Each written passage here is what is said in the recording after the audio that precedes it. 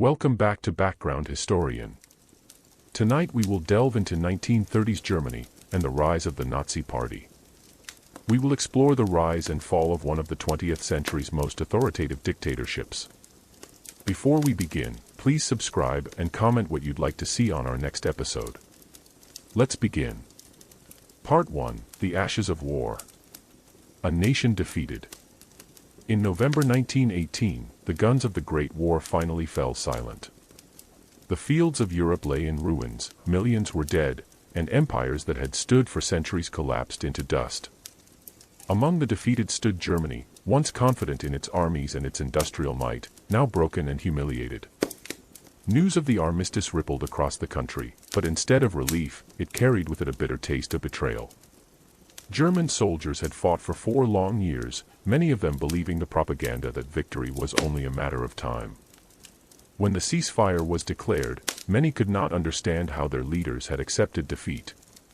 The army had not been driven fully from the field, and rumors spread quickly that some hidden treachery, not the battlefield, had undone them. This belief, later twisted into the poisonous myth of the stab in the back, would fester for years to come. The Treaty of Versailles. The peace that followed brought little healing. In June 1919, the Treaty of Versailles was signed, and with it came terms that shocked and angered Germans across the political spectrum. Germany was forced to accept full responsibility for the war, a clause known as Article 231, the War Guilt Clause. Reparations were imposed on a scale that seemed crushing, billions of marks to be paid over decades, a debt that no one knew how the weakened economy could possibly shoulder. Territory was stripped away, Alsace-Lorraine returned to France, the Polish corridor carved from the east, colonies seized by the victors. The German military, once the pride of the nation, was reduced to a fraction of its former size, no tanks, no air force, only 100,000 men under arms. To many Germans, Versailles felt less like peace and more like punishment, a humiliation etched into the national memory. The signing itself was searing. German delegates had little choice but to accept, yet when they returned home they were met not with understanding but with outrage. Politicians who agreed to the treaty were denounced as November criminals, accused of betraying the fatherland. The treaty became a symbol of dishonor, a scar that would never fade, and it poisoned the atmosphere of the young Weimar Republic from its very beginning. The fragile Weimar Republic. In place of the Kaiser's empire arose the Weimar Republic, a democracy born not from strength but from desperation. Its leaders attempted to craft a modern state, one with elections, a constitution, and new freedoms, but from the start it faced enemies on all sides. Conservatives, monarchists, and militarists despised it for abandoning the old order. Radicals on the left, inspired by the Russian Revolution, saw it as a half-measure, a weak bourgeois government that betrayed the workers. Violence became common in the streets, Free Corps militias clashed with communists, strikes erupted, and assassinations of politicians punctuated the fragile attempts at governance. The Republic struggled to gain legitimacy. For many Germans, democracy felt alien, imposed by the victors of the war. The memories of imperial glory and military pride clashed with the humiliations of the present. The people yearned for stability, but what they experienced was uncertainty. The years immediately following the war were a crucible, testing whether Germany could adapt to peace or whether its anger and disillusionment would overwhelm the fragile institutions of democracy. Hyperinflation and despair. If Versailles had wounded German pride, the early 1920s brought an even more crushing blow to daily life: economic collapse. When Germany fell behind on its reparations payments in 1923, French and Belgian troops occupied the Ruhr, Germany's industrial heartland. In response, German workers went on strike, encouraged by their government, which promised to pay their wages even if no goods were produced. To cover the cost, the government printed money, more and more, until the mark lost nearly all its value. What followed was one of the most devastating episodes of hyperinflation in modern history. Prices soared not by the day but by the hour. A loaf of bread that had cost a few marks before the war could now cost billions. Children played with stacks of worthless banknotes, and families carried their wages in wheelbarrows only to find that by the time they reached the market, the money was worth less than when they set out. Middle-class savings, carefully put away over years, vanished overnight. Those who had believed they lived in security now found themselves ruined, their dignity stripped away. The psychological effect was immense. People lost faith in the Republic, in the value of work, in the promises of their leaders. Desperation bred anger, and anger demanded an outlet. Many looked to the extremes, to voices that promised salvation, vengeance, or restoration. A breeding ground for extremism. The chaos of the early Weimar years gave rise to radical movements of both left and right. Communist uprisings flared, inspired by the Bolshevik victory in Russia, but they were crushed with brutality by the Freikorps, paramilitary groups made up of former soldiers unwilling to lay down their arms. On the right, nationalist and folkish movements preached against the November criminals, the Jews, the communists, and anyone seen as undermining the German nation. It was in this climate that Adolf Hitler, a former soldier embittered by Germany's defeat, found his voice. He joined a small nationalist group in Munich, the German Workers' Party, and quickly rose to prominence with his fiery speeches. With charisma and venom, he railed against the Versailles Treaty, against Jews and Marxists, against the weakness of the Republic. He promised restoration, pride, and unity under a strong hand. In the beer halls of Munich, his words stirred the frustrations of veterans and workers alike, men who felt discarded and betrayed. In 1920, the party renamed itself the National Socialist German Workers' Party, the Nazis, and began to craft its identity with symbols, uniforms, and a vision of a Germany reborn. Hitler discovered his talent for mass politics, for turning the resentments of the people into a movement. The stage was being set for something far greater than the noisy gatherings of discontented men. Shadows of the future. Though the Republic survived the immediate crises, the scars remained. The inflation was eventually brought under control, and for a time in the mid-1920s Germany experienced a fragile stability, even a cultural blossoming in cities like Berlin. But beneath the surface, the wounds of war, humiliation, and economic ruin had not healed. The resentment of Versailles remained, the distrust of democracy lingered, and the longing for strong leadership simmered quietly. The men who gathered in Munich's beer halls, listening to Hitler's words, were still a fringe in those years. Yet they were emboldened by the chaos of the past, convinced that Germany's destiny lay not with parliaments and compromise but with power, unity, and struggle. The soil was rich with bitterness, and though the storm had not yet broken, its clouds were already forming. Closing of Part 1. Germany in the early 1920s was a nation adrift, torn between the memory of imperial grandeur and the harsh reality of defeat. The Republic struggled to anchor itself in democratic ideals, but the weight of reparations, the pain of inflation, and the humiliation of Versailles left many yearning for alternatives. In the shadows, men like Adolf Hitler learned how to turn despair into opportunity, preparing for a moment when crisis would open the door to power. The ashes of war had not yet cooled, and already the embers of something darker smoldered beneath them. Part 2, Seeds of Radicalism. The Wounded Republic. In the early 1920s, Germany was still staggering under the burdens left by the war and the Treaty of Versailles.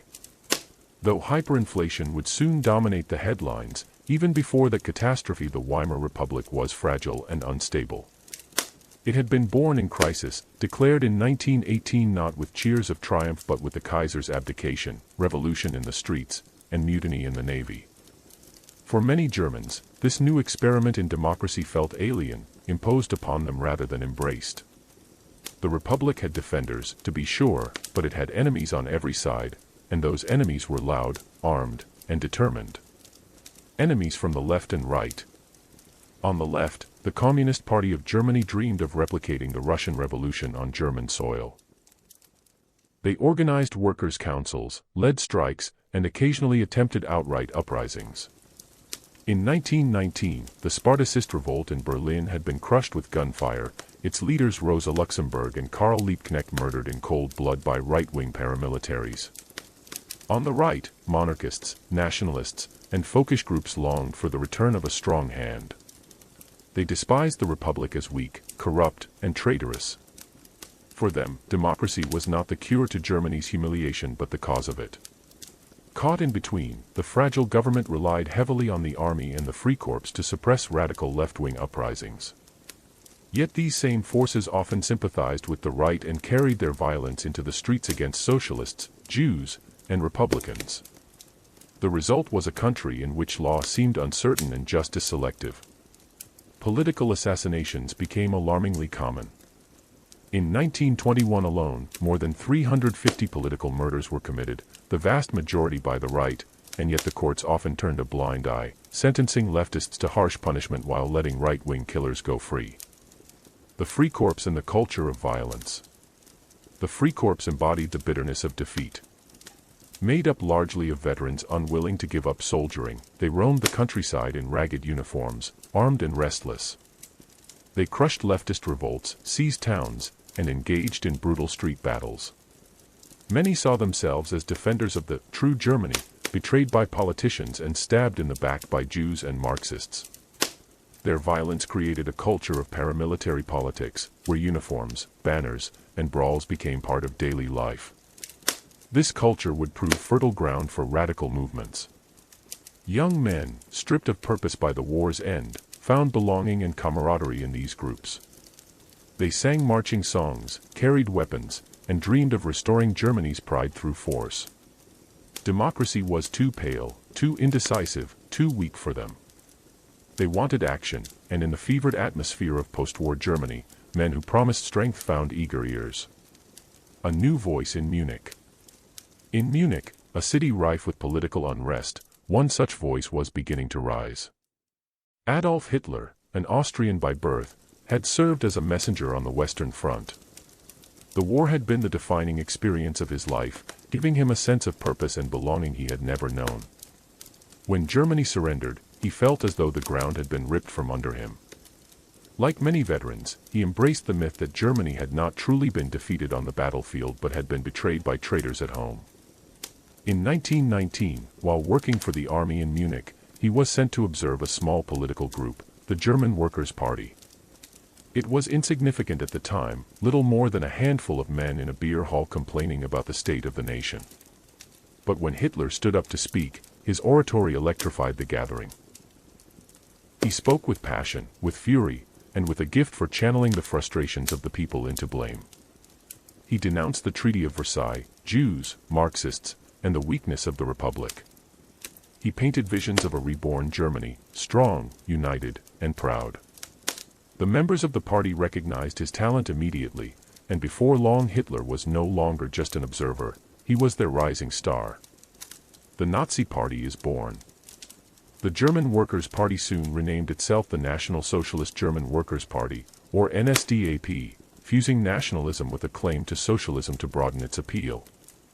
Its platform was a patchwork of grievances and promises, tearing up Versailles, restoring Germany's greatness, purging Jews from public life, and building a strong authoritarian state. Though still tiny in numbers, the party distinguished itself through spectacle. Rallies were staged with flags, uniforms, and fiery speeches. Symbols such as the swastika were adopted, instantly recognizable and charged with meaning. The goal was not just politics but emotion, binding followers into a movement that felt more like a crusade than a party. Hitler proved central to this transformation. His speeches were theatrical performances, crafted to stir outrage and hope in equal measure.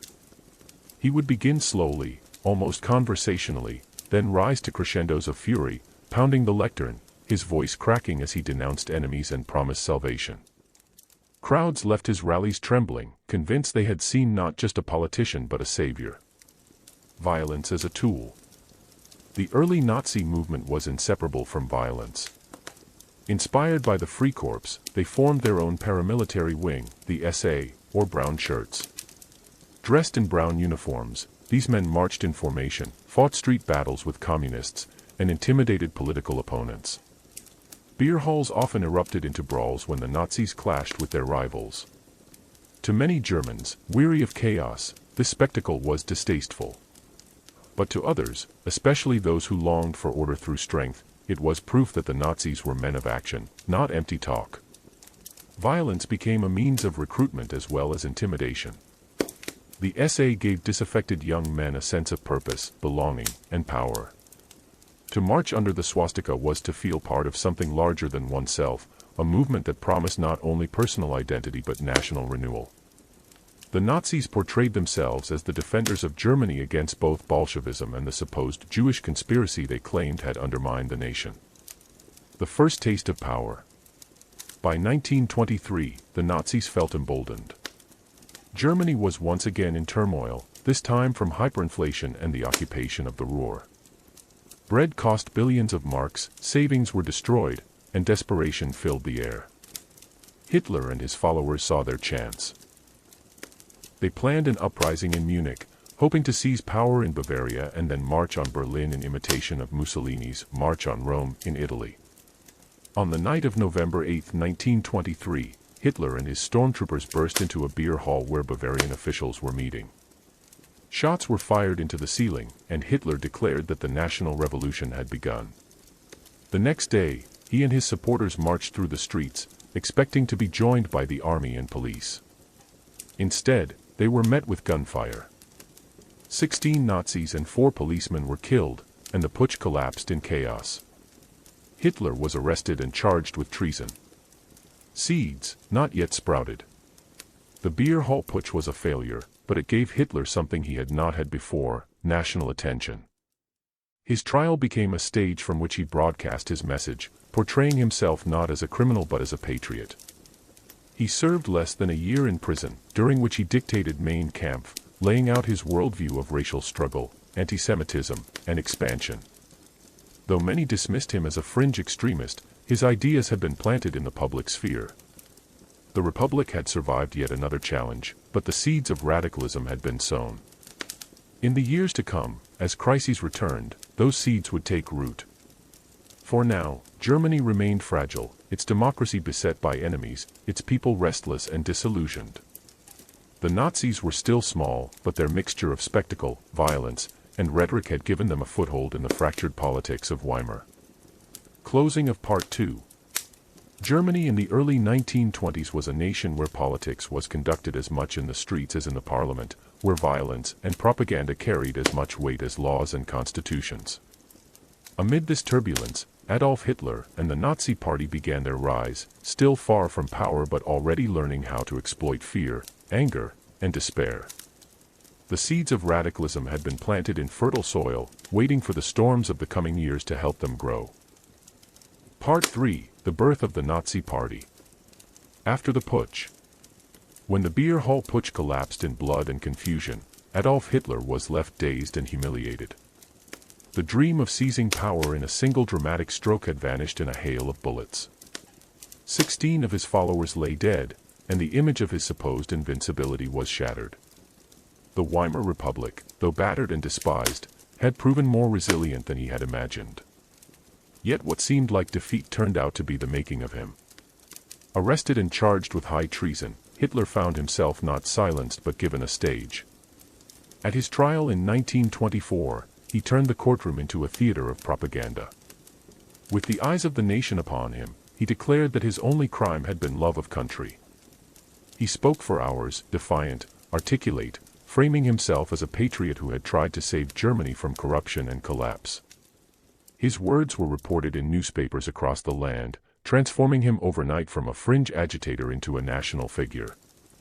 The judges, many of whom shared his nationalist sympathies, treated him leniently. He was sentenced to 5 years in the comfortable Landsberg prison and would serve barely 9 months. The prison years. For Hitler, Landsberg was not punishment, it was opportunity. Removed from the chaos of politics, he found time to think, to plan, to write. His jailers allowed him visitors, his followers sent him letters, and he enjoyed comforts far beyond those of ordinary inmates. It was here that he began dictating Mein Kampf, My Struggle, to his loyal secretary Rudolf Hess, laying out the ideological foundation that would guide the Nazi movement. In Mein Kampf, Hitler fused his personal resentments with a broader vision of the world. He described history as a struggle between races, portraying the so-called Aryan as the creator of civilization and the Jew as its corrupter. He called for the destruction of parliamentary democracy, which he saw as weak, and the creation of a totalitarian state ruled by a single leader. He demanded revenge against France, the destruction of Marxism, and the conquest of living space, Lebensraum, in the East. The book was rambling, repetitive, and often incoherent, but its message was unmistakable: hatred, nationalism, and violence as instruments of destiny.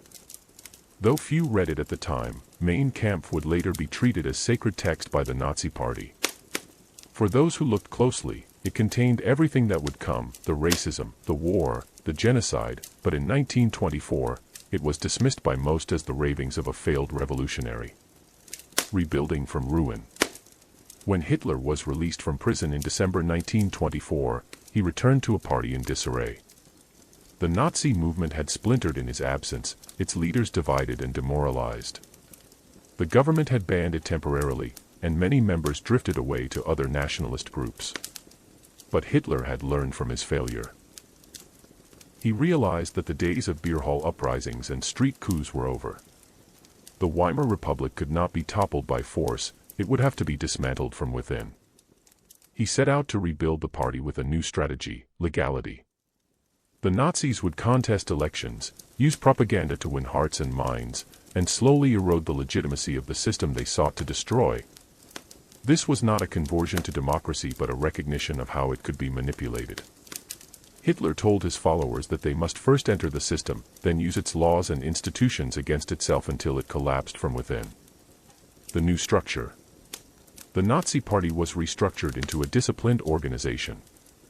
Gone were the days of casual meetings and chaotic leadership. The party now had departments for propaganda, finance, recruitment, and organization. Regional branches were established across Germany, each under strict control from Munich. Hitler made it clear that he alone was the leader, the Führer.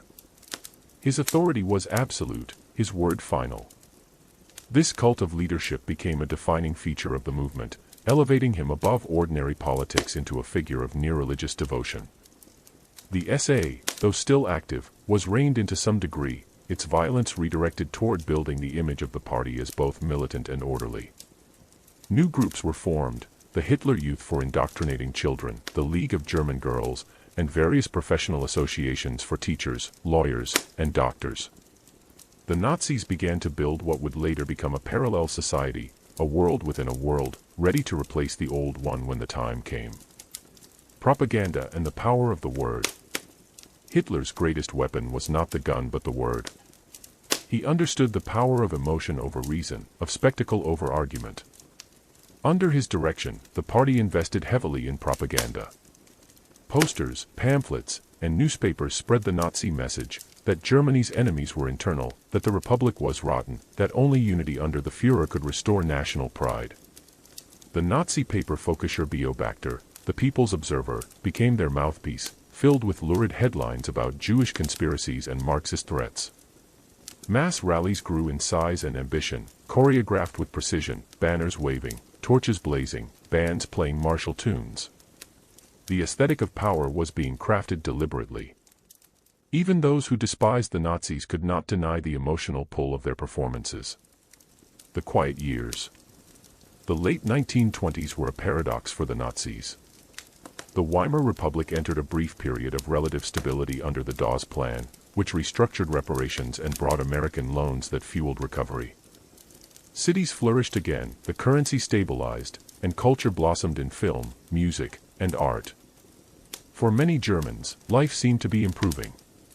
For extremists, however, these were lean years. The Nazis languished in obscurity. In the 1928 elections, they won only 2.6% of the vote, a humiliating result after all the noise they had made. But Hitler was patient. He used the lull to refine his organization, expand party membership, and build networks in rural areas where resentment still ran deep. Farmers struggling with debt, veterans nursing old wounds, small businessmen wary of urban liberalism, all found in the Nazi message an echo of their frustrations.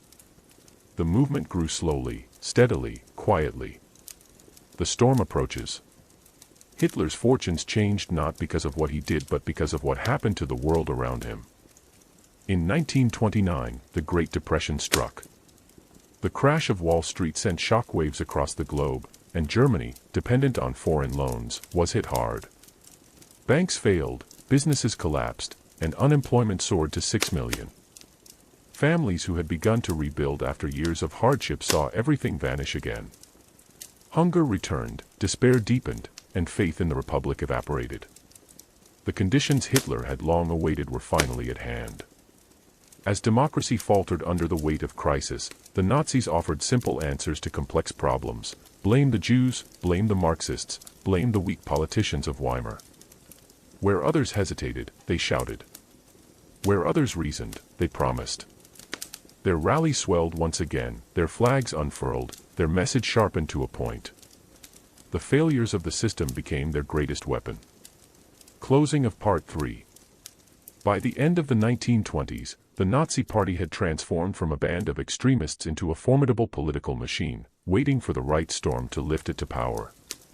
Hitler had learned that revolutions need not always begin with gunfire, they could begin with words, ballots, and despair. The Weimar Republic, once fragile but surviving, now stood at the edge of a precipice. In the decade ahead, the seeds sown in prison and nurtured in patience would burst into bloom, and Germany would follow a path that would lead it, and the world, into darkness. Part 4, The Long March to Power. The world crashes down. In October 1929, the stock market in New York collapsed. What began as a financial panic in America rippled across the world with devastating speed. Germany, whose fragile recovery under the Dawes Plan depended on foreign loans and credit, was hit especially hard. Factories closed, exports dried up, and unemployment spread like wildfire. By 1930, millions of Germans were out of work. By 1932, the number had climbed to over 6 million. Entire families faced eviction, hunger, and humiliation. Soup kitchens lined the streets. The middle class, already battered by the hyperinflation of the early 1920s, saw its savings vanish again. Desperation turned to anger. People no longer believed that democracy could solve their problems. The Weimar Republic, once a fragile hope for stability, seemed powerless in the face of the global crisis. Politicians quarreled in parliament while ordinary citizens searched for food and fuel. Out of this despair, voices of extremism once again rose. Collapse of the center. Before the Depression, German politics had been dominated by centrist and moderate parties, the Social Democrats on the left, the Catholic Center Party, and liberal conservatives. But as the crisis deepened, the center could no longer hold. Governments rose and fell in rapid succession. The last functioning coalition collapsed in 1930 when the parties could not agree on how to manage unemployment benefits. President Paul von Hindenburg, an aging war hero, began ruling by emergency decree, bypassing parliament entirely. Democracy, already weak, began to decay from within. The vacuum was filled by extremes. On one side stood the communists, who promised revolution and the abolition of capitalism. On the other stood the Nazis, who promised national unity, jobs, and revenge. Both offered certainty in uncertain times, and both attracted those who had lost faith in the old order. The streets became battlegrounds where Nazi brown shirts and communist red front fighters clashed in daily violence. The Nazi surge. The Nazis seized their moment with ruthless efficiency. Their propaganda machine, now finely tuned under Joseph Goebbels, portrayed Hitler as Germany's savior, a man of the people who would restore dignity and order. Posters showed his face illuminated against a backdrop of swastikas, his speeches broadcast over the radio to villages that had never heard his voice before. The message was simple and emotional. Germany's suffering was not accidental but the result of betrayal, by the Versailles Treaty, by weak politicians, by Jews and Marxists. Hitler promised to end the humiliation, restore jobs, and rebuild the army. He spoke to the despair of veterans, the fears of workers, and the lost pride of the middle class. In the elections of September 1930, the Nazi Party leapt from the fringe to the mainstream, winning 18% of the vote and becoming the second largest party in the Reichstag. 2 years later, in July 1932, they became the largest party of all, capturing 37%. The swastika banners now flew across Germany, from city halls to rural barns. Hitler the politician. Yet even with these gains, the Nazis faced a paradox. They were now the most popular party, but they still lacked an outright majority. The Weimar Constitution made governing complex, and Hindenburg, the old field marshal who served as president, despised Hitler personally. He saw him as a vulgar demagogue, a bohemian corporal unworthy of high office. But the country was paralyzed, no government could command a stable majority, and the economy continued to crumble. Hitler played a careful game. He refused offers of minor cabinet posts, insisting that he must be made chancellor. He toured the country tirelessly, addressing rallies, appearing confident even as political chaos swirled around him. The Nazi Party portrayed itself as the only force capable of restoring national unity, even while helping to dismantle the very democracy it sought to lead. The road to power. By late 1932, Germany teetered on the edge of anarchy. The Nazis had lost some ground in the November elections, and their finances were stretched thin. It seemed for a moment that their rise had peaked. But behind the scenes, conservative politicians who despised the Republic even more than they distrusted Hitler began to see him as useful. They believed they could control him, harness his popularity to restore order while keeping real power in their own hands. Among them was Franz von Papen, a former chancellor and close advisor to Hindenburg. Papen proposed a plan: make Hitler chancellor, surround him with conservative ministers, and use him as a figurehead to stabilize the nation. Hindenburg, reluctantly persuaded, agreed.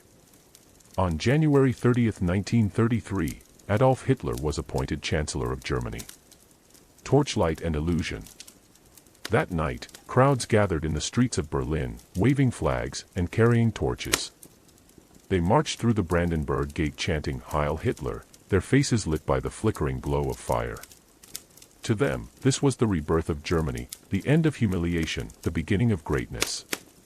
Few realized how completely they were surrendering their future to a dictatorship that would soon destroy every freedom they still possessed. Hitler stood on a balcony of the Reich Chancellery, watching the procession pass below. In less than a decade, he had risen from obscurity to the highest office in the land, not through revolution, but through the ballot box, propaganda, and the miscalculations of those who thought they could control him. The path that had begun in beer halls and prison cells now led directly into the heart of power. Closing of Part 4. The long march to power had ended, but the transformation of Germany was only beginning. In the months ahead, the fragile remains of democracy would be dismantled piece by piece. The same techniques of persuasion and manipulation that had brought Hitler to the chancellorship would now be turned toward total control. For the German people, weary of chaos and yearning for stability, it seemed that salvation had come. In truth, the descent had just begun. Part 5. The Seizure of the State. Hitler's appointment and the first weeks. Adolf Hitler became chancellor on January 30, 1933 at the head of a coalition that still looked, on paper, conservative and constitutional. Only 3 of his 11 ministers were Nazis. Most cabinet members believed they could restrain him. But within weeks, the Nazis began to dominate public life. Joseph Goebbels orchestrated propaganda parades, torchlight marches, and radio broadcasts celebrating a national awakening. The police were ordered to tolerate street violence by Nazi paramilitaries while cracking down on left-wing opponents. The Reichstag fire. On February 27, 1933, the German parliament building, the Reichstag, caught fire. A Dutch communist, Marinus van der Lubbe, was arrested at the scene, and the Nazis immediately blamed a vast communist plot. Using the panic to his advantage, Hitler persuaded President Hindenburg to sign the decree for the protection of people and state the next morning. This emergency order suspended almost all civil liberties, freedom of speech, press, assembly, and privacy of mail, and allowed indefinite detention without trial. The decree never expired. Thousands of communists, social democrats, and trade union leaders were arrested in the following days, filling the first improvised concentration camps such as Dachau. The Enabling Act. With the opposition terrorized and many deputies imprisoned, Hitler pushed through the Enabling Act on March 23, 1933. It passed by intimidation and procedural manipulation in Berlin's Kroll Opera House. The act gave the cabinet, effectively Hitler, authority to enact laws, even those overriding the constitution, without parliamentary consent. Only the Social Democrats dared to vote against it. The Communists were absent, already jailed or in hiding. With this vote, the legal foundation of dictatorship was complete. The Reichstag had voted away its own power. Gleichschaltung, coordination. Over the next year, the Nazis methodically brought every institution under their control, a process they called Gleichschaltung. State governments were replaced by Nazi governors, labor unions were dissolved and replaced by the German Labor Front, newspapers, cultural groups, and professional associations were coordinated under Nazi supervision. Books deemed un-German were burned in public squares. Teachers, judges, and civil servants were required to swear loyalty to Hitler. Political parties other than the NSDAP were banned by July 1933, turning Germany into a one-party state. The SA problem and the Night of the Long Knives. By 1934, the greatest challenge to Hitler's authority came not from outside but from within. The SA, Sturmabteilung, the brown shirt militia that had helped him rise. Its leader, Ernst Röhm, dreamed of merging the SA with the army and creating a people's militia. Germany's conservative elites and the professional officer corps were alarmed. To secure the army's loyalty, Hitler decided to act. On the weekend of June 30, July 2, 1934, the regime carried out a purge known as the Night of the Long Knives. Röhm and dozens of SA leaders were executed, along with other political opponents and inconvenient conservatives such as former Chancellor Kurt von Schleicher. The killings were later legalized by decree. The army, relieved to see the SA curtailed, swore an oath of personal allegiance to Hitler, binding itself directly to him rather than to the state. The death of Hindenburg. When President Hindenburg died on August 2, 1934, Hitler merged the offices of President and Chancellor, adopting the title Führer und Reichskanzler. The armed forces renewed their oath, now to Hitler personally. A plebiscite held 2 weeks later confirmed the change with overwhelming, if coerced, support. Outcome. By the end of 1934, the Weimar Republic had ceased to exist. Through a mixture of emergency decrees, legal manipulation, propaganda, and targeted terror, Hitler had transformed a constitutional government into a totalitarian dictatorship. The institutions of democracy had not been destroyed overnight but hollowed out from within, replaced by loyalty to a single man. Germany was no longer a republic of laws but a nation organized around the will of the Führer, a state that would soon mobilize its people for war and persecution. Part 6, The Machinery of Control.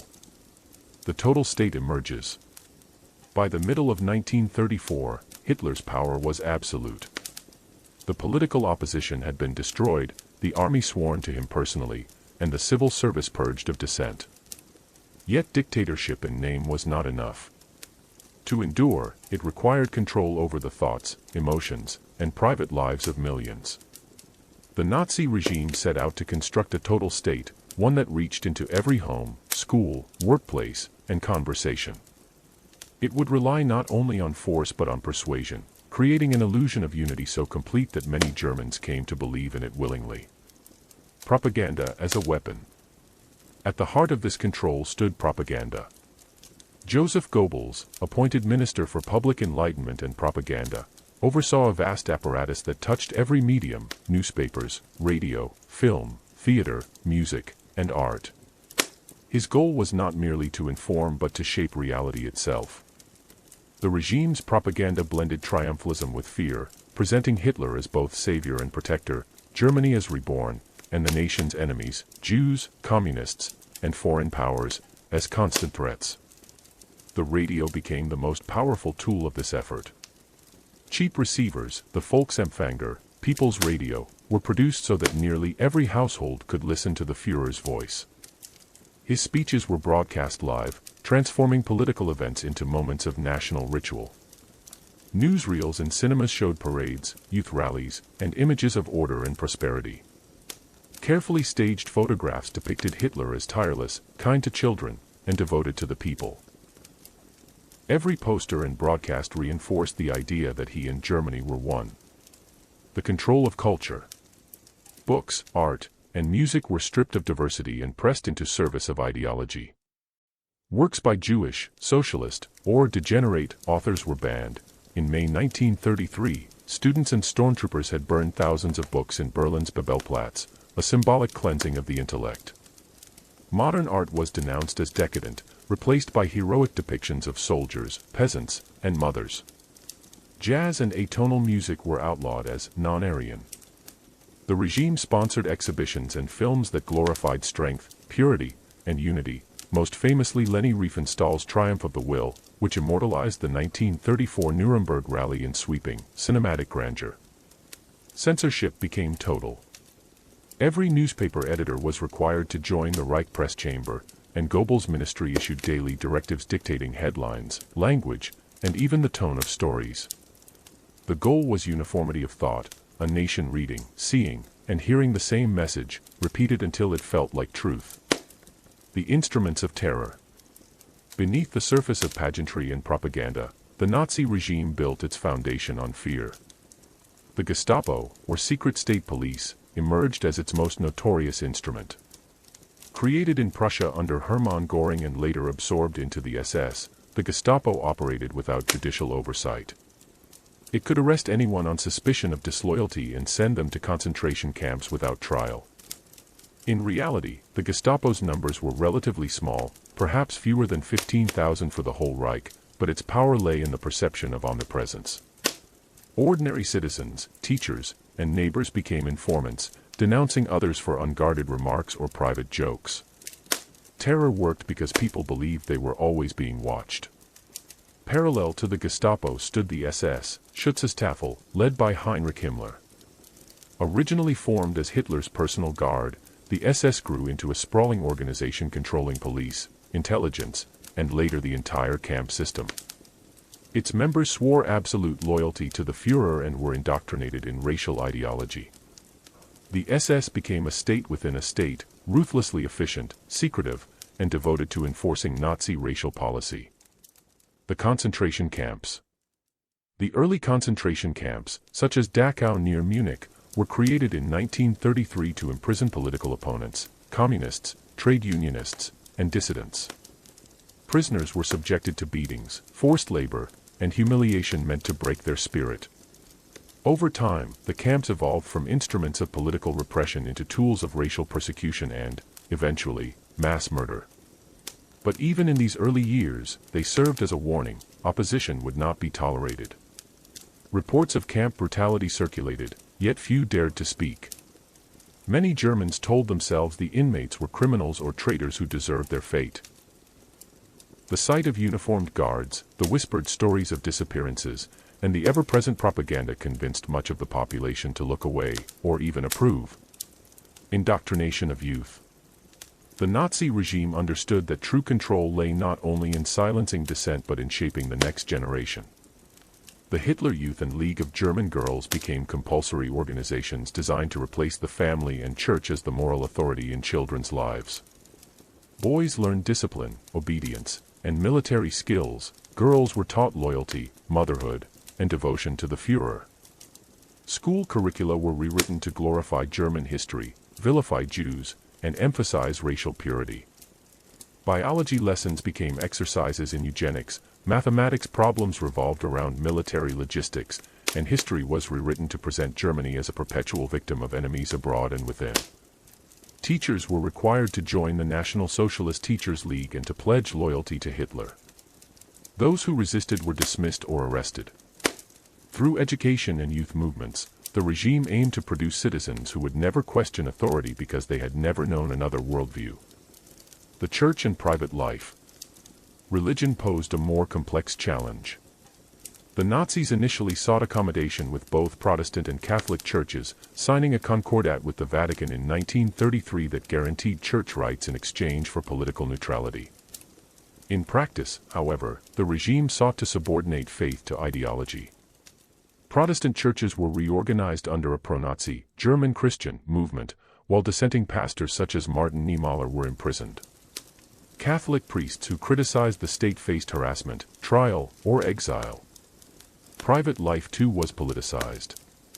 Marriage, reproduction, and even leisure were shaped by Nazi ideals. The Law for the Prevention of Hereditarily Diseased Offspring, 1933, authorized the forced sterilization of people with mental illness, epilepsy, or other conditions deemed hereditary. Hundreds of thousands were subjected to it. The Strength Through Joy program organized holidays, concerts, and cruises for workers, fostering the illusion of shared prosperity while keeping them under surveillance. The cult of the Führer. Above all stood the image of Hitler himself. The Führer cult transformed politics into religion. His portrait hung in schools, offices, and living rooms. His birthday was a national holiday. The Hitler salute became mandatory in workplaces and classrooms. The regime deliberately cultivated emotional identification. Hitler was portrayed as the embodiment of the people's will, a humble man of destiny who sacrificed himself for Germany's greatness. This cult served a purpose deeper than mere adoration. It made dissent feel like betrayal not only of the leader but of the nation itself.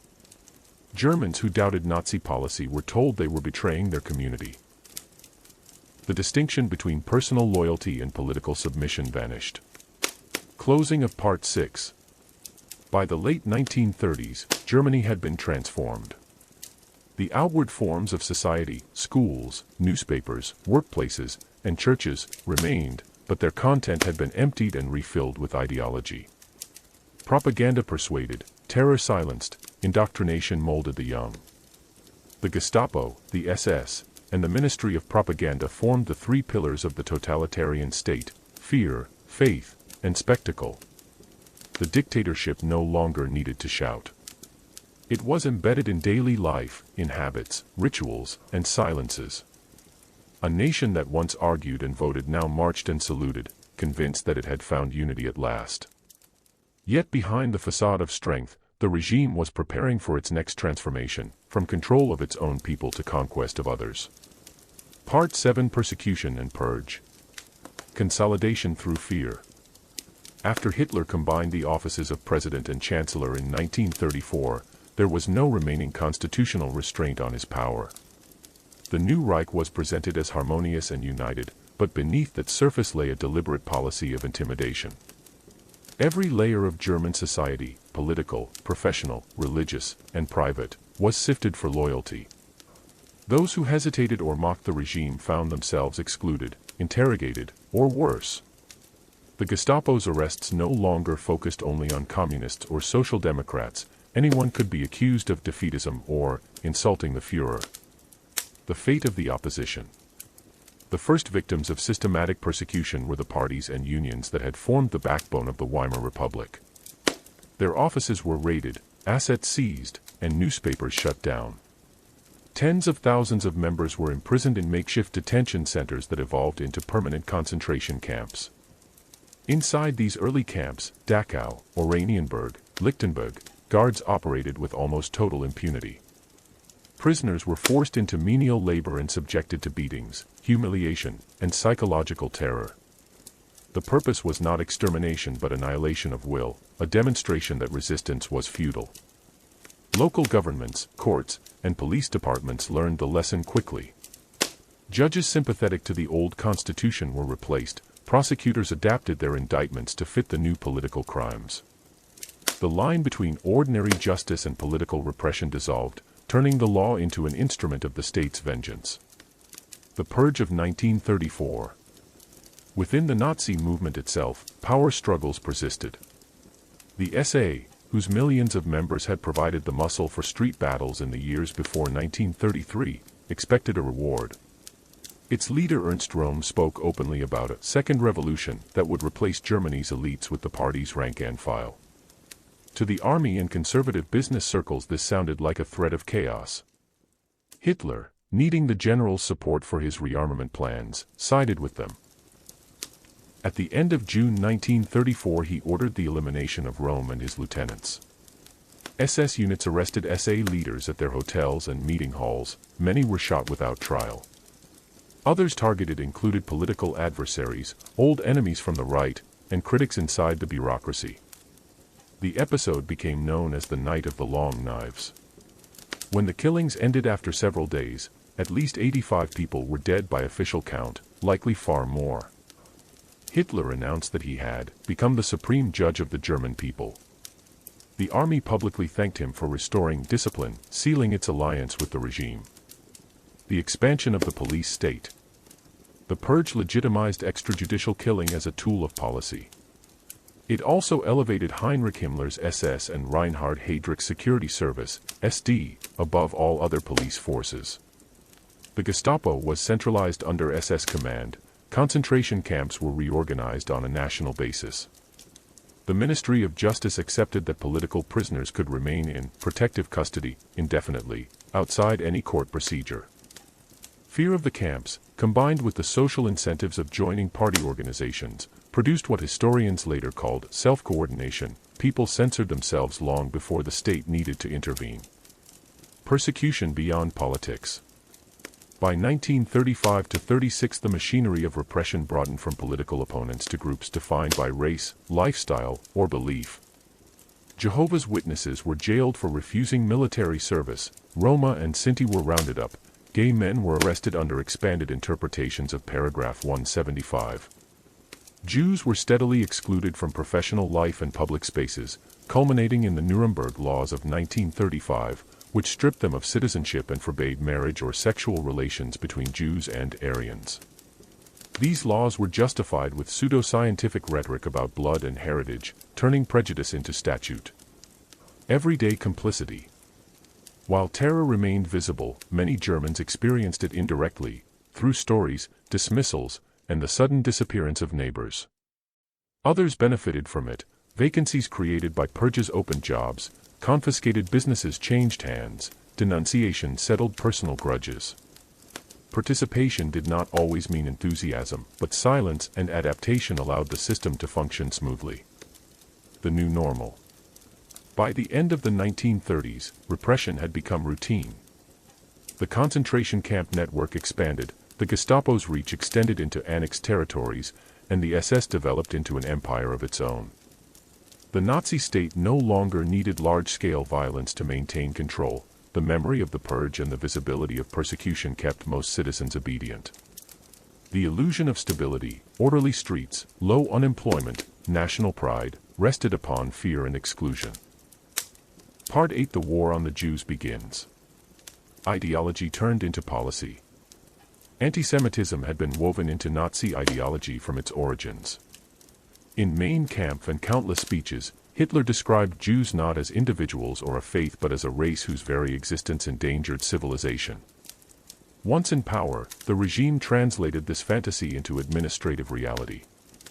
Beginning in 1933, civil service laws forced the dismissal of Jewish judges, professors, and teachers.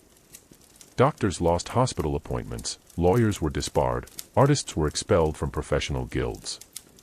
Economic exclusion advanced step by step, so that by the mid-1930s, Jews were barred from almost every profession in which they had previously thrived. The social isolation of 1933 to 1935.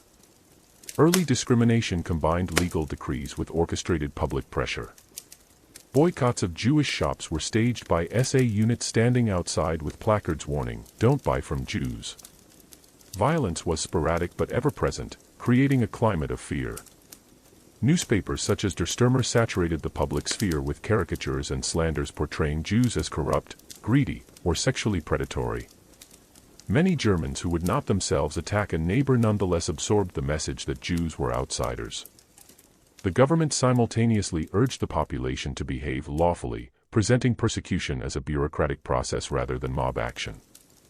By shifting discrimination into official paperwork, licenses, registries, quotas, the regime made exclusion appear orderly, even inevitable. The Nuremberg Laws.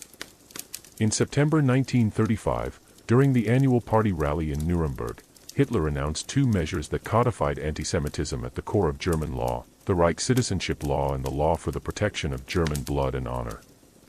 The first stripped Jews of German citizenship, relegating them to the status of subjects. The second prohibited marriage or sexual relations between Jews and Aryans, and forbade Jews from employing German women under 45 in their households. The laws defined Jewishness biologically, by ancestry, not belief. People with 3 or 4 Jewish grandparents were full Jews, those with 1 or 2 became Mischling, half-breeds. These racial categories, recorded on identity papers, would determine the fate of millions in the years ahead. Intensifying pressure. After 1935, exclusion accelerated. Jews were banned from the army, from owning farmland, and from attending many schools and universities. Signs reading, "Jews Not Wanted," appeared in parks, restaurants, and swimming pools. The aim was to make Jewish life in Germany impossible without yet resorting to mass deportation or murder. Emigration was encouraged, so long as property was forfeited to the state. By 1937 to 1938, about a quarter of Germany's 500,000 Jews had left, many to neighboring European countries that would soon be caught up in war. Those who remained faced increasing humiliation. Jewish passports were stamped with a red J. Jewish women had to add Sarah and men Israel to their names. The state thus turned identity itself into a mark of stigma. The Anschluss and radicalization. When Germany annexed Austria in March 1938, anti-Semitic policy leapt forward. Austrian Nazis unleashed immediate violence. Jews were beaten in the streets, forced to scrub sidewalks, and stripped of businesses overnight. The swift Aryanization of Jewish property in Vienna demonstrated how efficiently plunder could accompany ideology. Austrian bureaucrats, bankers, and ordinary citizens participated eagerly, showing that persecution could thrive when greed joined hatred. The regime interpreted this eruption as proof that harsher measures were both possible and popular. Within months, new decrees required Jews to register all property worth more than 5,000 marks, an inventory for future confiscation. Kristallnacht, the night of broken glass. The turning point came on 9 to 10 November 1938. After a young Polish Jew, Herschel Grinspan, shot a German diplomat in Paris, Nazi leaders seized the incident as pretext for nationwide revenge. Propaganda Minister Goebbels coordinated attacks through party channels. Police were instructed not to interfere.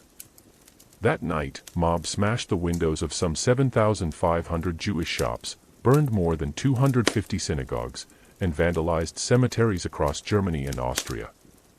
Fire brigades were ordered to protect only adjacent Aryan property. At least 91 people were murdered, thousands more were beaten. The next morning, 30,000 Jewish men were arrested and sent to concentration camps, many released weeks later only if they promised to emigrate. Insurance payments for the destroyed property were confiscated by the state, and a collective fine of 1 billion marks was imposed on the Jewish community. Kristallnacht marked the transition from discrimination to open terror. The idea that Jews could still find safety through compliance or emigration began to collapse. Aftermath and escalation. By 1939, Jews had been expelled from nearly every sphere of German life. Children were forced into segregated schools, Jewish organizations were dissolved, curfews restricted movement.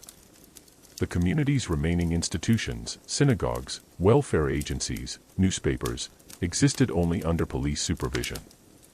Abroad, the reaction was sympathy but little action. The Evian Conference of 1938, convened to discuss the refugee crisis, ended without significant new asylum offers. To Nazi leaders, this indifference confirmed that other nations would not intervene. The machinery of persecution, already complete inside Germany, was poised to expand wherever German power reached next. Summary. Between 1933 and 1939, anti-Semitism evolved from rhetoric to systematic state policy. Through laws, propaganda, and orchestrated violence, Germany's Jews were stripped of rights, property, and safety. By the eve of war, they had been rendered outsiders in the land of their birth. The war on the Jews had begun not with armies but with decrees, stones, and silence, laying the groundwork for the far greater crimes to come. Part 9: The Road to War. Recasting the nation.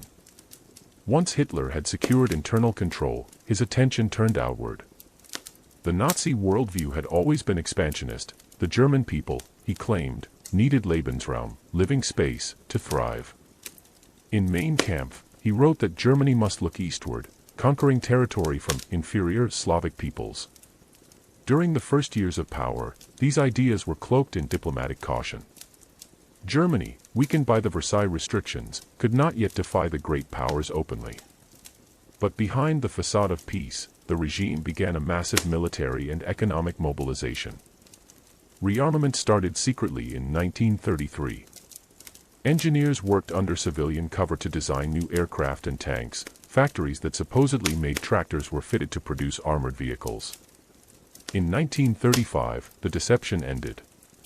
Germany announced the existence of the Luftwaffe and reintroduced conscription, expanding the army to hundreds of thousands, both direct violations of Versailles. Britain and France protested but took no concrete action. Their hesitation taught Hitler a critical lesson: boldness paid, and the victors of the last war lacked the will to enforce the peace. The remilitarization of the Rhineland. In March 1936, Hitler tested this insight. The Versailles and Locarno treaties had demilitarized the Rhineland, a buffer zone between Germany and France. German troops were forbidden there. On March 7, he ordered 19 battalions across the Rhine bridges. The move was risky. If France had responded militarily, the under-equipped German army would have had to retreat. But no French soldiers moved, and Britain treated the act as Germany marching into its own backyard. The gamble succeeded. At home, Hitler's popularity soared. Abroad, his contempt for Allied resolve deepened. The Axis forms. Germany's defiance attracted potential partners. Mussolini's Italy, isolated after its invasion of Ethiopia, found common cause with Hitler. Japan, already at war in China, shared hostility toward the Soviet Union and Western democracies. By 1937, these authoritarian powers were linked by a loose understanding, the Axis. For Hitler, alliance served both propaganda and strategy, proof that Germany was no longer a pariah and a sign that global realignment favored the bold. The Anschluss, union with Austria. Austria had been a focus of Hitler's ambitions since the beginning. Born in Braunau am Inn, he considered Austrians part of the same German nation cruelly divided by post-war borders. The Austrian government under Chancellor Kurt Schuschnigg resisted annexation, banning the Nazi Party and trying to preserve independence. But pro-Nazi agitation grew, and in early 1938, Hitler decided to act. On February 12, 1938, he summoned Schuschnigg to Berchtesgaden and bullied him into concessions, giving Austrian Nazis greater power. When Schuschnigg announced a plebiscite on Austrian independence, Hitler claimed provocation. On March 12, German troops crossed the border unopposed. The next day Austria was formally incorporated into the Reich. Enthusiastic crowds greeted the soldiers, though intimidation was widespread. The Anschluss violated every treaty constraint, yet again Britain and France confined themselves to protest. For many Germans, the Union seemed the fulfillment of national destiny, the first major territorial expansion achieved without war. For Hitler, it confirmed that destiny favored him. Czechoslovakia and the Sudeten crisis. The next target was Czechoslovakia, a democratic state created after World War I with a large German-speaking minority in the Sudetenland.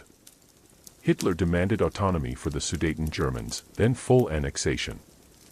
He orchestrated propaganda about alleged Czech abuses, preparing the ground for intervention. In September 1938, Europe teetered on the edge of war. British Prime Minister Neville Chamberlain flew to Germany 3 times to negotiate, determined to preserve peace. At Munich, on September 29, Britain and France agreed to Hitler's demands without Czech participation. They hoped the concession would satisfy him. Chamberlain famously returned home declaring, "Peace for our time." Within weeks, German troops occupied the Sudetenland. In March 1939, ignoring the Munich Agreement entirely, Hitler seized the rest of Czechoslovakia, establishing a protectorate over Bohemia and Moravia and handing Slovakia nominal independence under a puppet regime. For the first time, Germany had annexed non-German territory, revealing that Lebensraum meant conquest, not self-determination. Toward Poland. After Czechoslovakia, Hitler's attention shifted to Poland. He demanded the return of Danzig, Gdansk, and the right to build a highway through the Polish corridor linking Germany with East Prussia. Warsaw refused, supported by guarantees from Britain and France. Meanwhile, Hitler planned his next move. On August 23, 1939, his foreign minister Joachim von Ribbentrop flew to Moscow and signed a non-aggression pact with Joseph Stalin. The Molotov-Ribbentrop Pact shocked the world. Germany and the Soviet Union, bitter ideological enemies, now pledged neutrality toward each other. Secret clauses divided Eastern Europe into spheres of influence, allocating Eastern Poland, Finland, and the Baltic states to Soviet control. With the Eastern Front secure, Hitler was free to strike west. The invasion of Poland. At dawn on September 1, 1939, German forces invaded Poland from 3 directions. The attack was swift and overwhelming, coordinated by air, armor, and infantry in what foreign journalists soon called blitzkrieg, lightning war. Within days, Polish defenses crumbled. Warsaw fell by the end of the month. 2 weeks after the invasion began, Soviet troops entered from the east, fulfilling the pact's secret terms. Britain and France, bound by treaty to defend Poland, declared war on Germany on September 3, 1939. Europe was again at war, barely 20 years after the last one had ended. Closing of Part 9. The road to war had been paved with appeasement, misjudgment, and calculated aggression. Step by step, Hitler dismantled the Versailles system while his adversaries hesitated, hoping to preserve peace through compromise. Each success emboldened him, each concession narrowed the options for resistance. When German tanks crossed into Poland, the illusions ended. The regime that had begun by preaching national revival had launched a conflict that would engulf the world. Part 10 Blitzkrieg and Triumph. The Fall of Poland. The invasion of Poland demonstrated a new way of fighting. Instead of slow, attritional battles, German strategy fused speed, surprise, and coordination between ground and air forces. Tanks pierced defenses while dive bombers, Stukas, attacked supply lines and civilian centers, paralyzing movement and morale. Within weeks, Polish armies were encircled. Warsaw surrendered on September 27, 1939. Behind the front, SS and police units followed the army, executing Polish officials, intellectuals, and priests in an attempt to destroy national leadership. The country was partitioned, western regions annexed to the Reich, the rest organized as the general government under Nazi rule. Jews were forced into ghettos, the first step toward later annihilation. The pattern, military conquest followed by occupation and terror, was set. The phony war. After Poland's collapse, Europe entered a strange calm. Britain and France, though formally at war, undertook little offensive action. Newspapers called it the phony war. Behind their fortified lines, Allied governments hoped blockades and diplomacy might still bring compromise. Hitler used the lull to prepare. At home, propaganda celebrated victory, while industry shifted fully to armament. The Wehrmacht expanded, new divisions trained for the next campaign. In April 1940, the quiet ended when German troops suddenly invaded Denmark and Norway. The operation secured iron ore shipments from Sweden and naval bases along the Norwegian coast.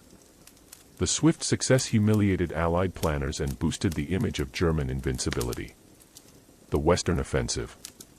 Hitler's next target was France. On May 10, 1940, the German army struck west through the Netherlands and Belgium. The Allies expected a repeat of 1914 and rushed north to meet it, but the main German thrust came through the Ardennes, a forested region thought impassable to tanks. Within days, panzer columns reached the English Channel, trapping the British Expeditionary Force and much of the French army.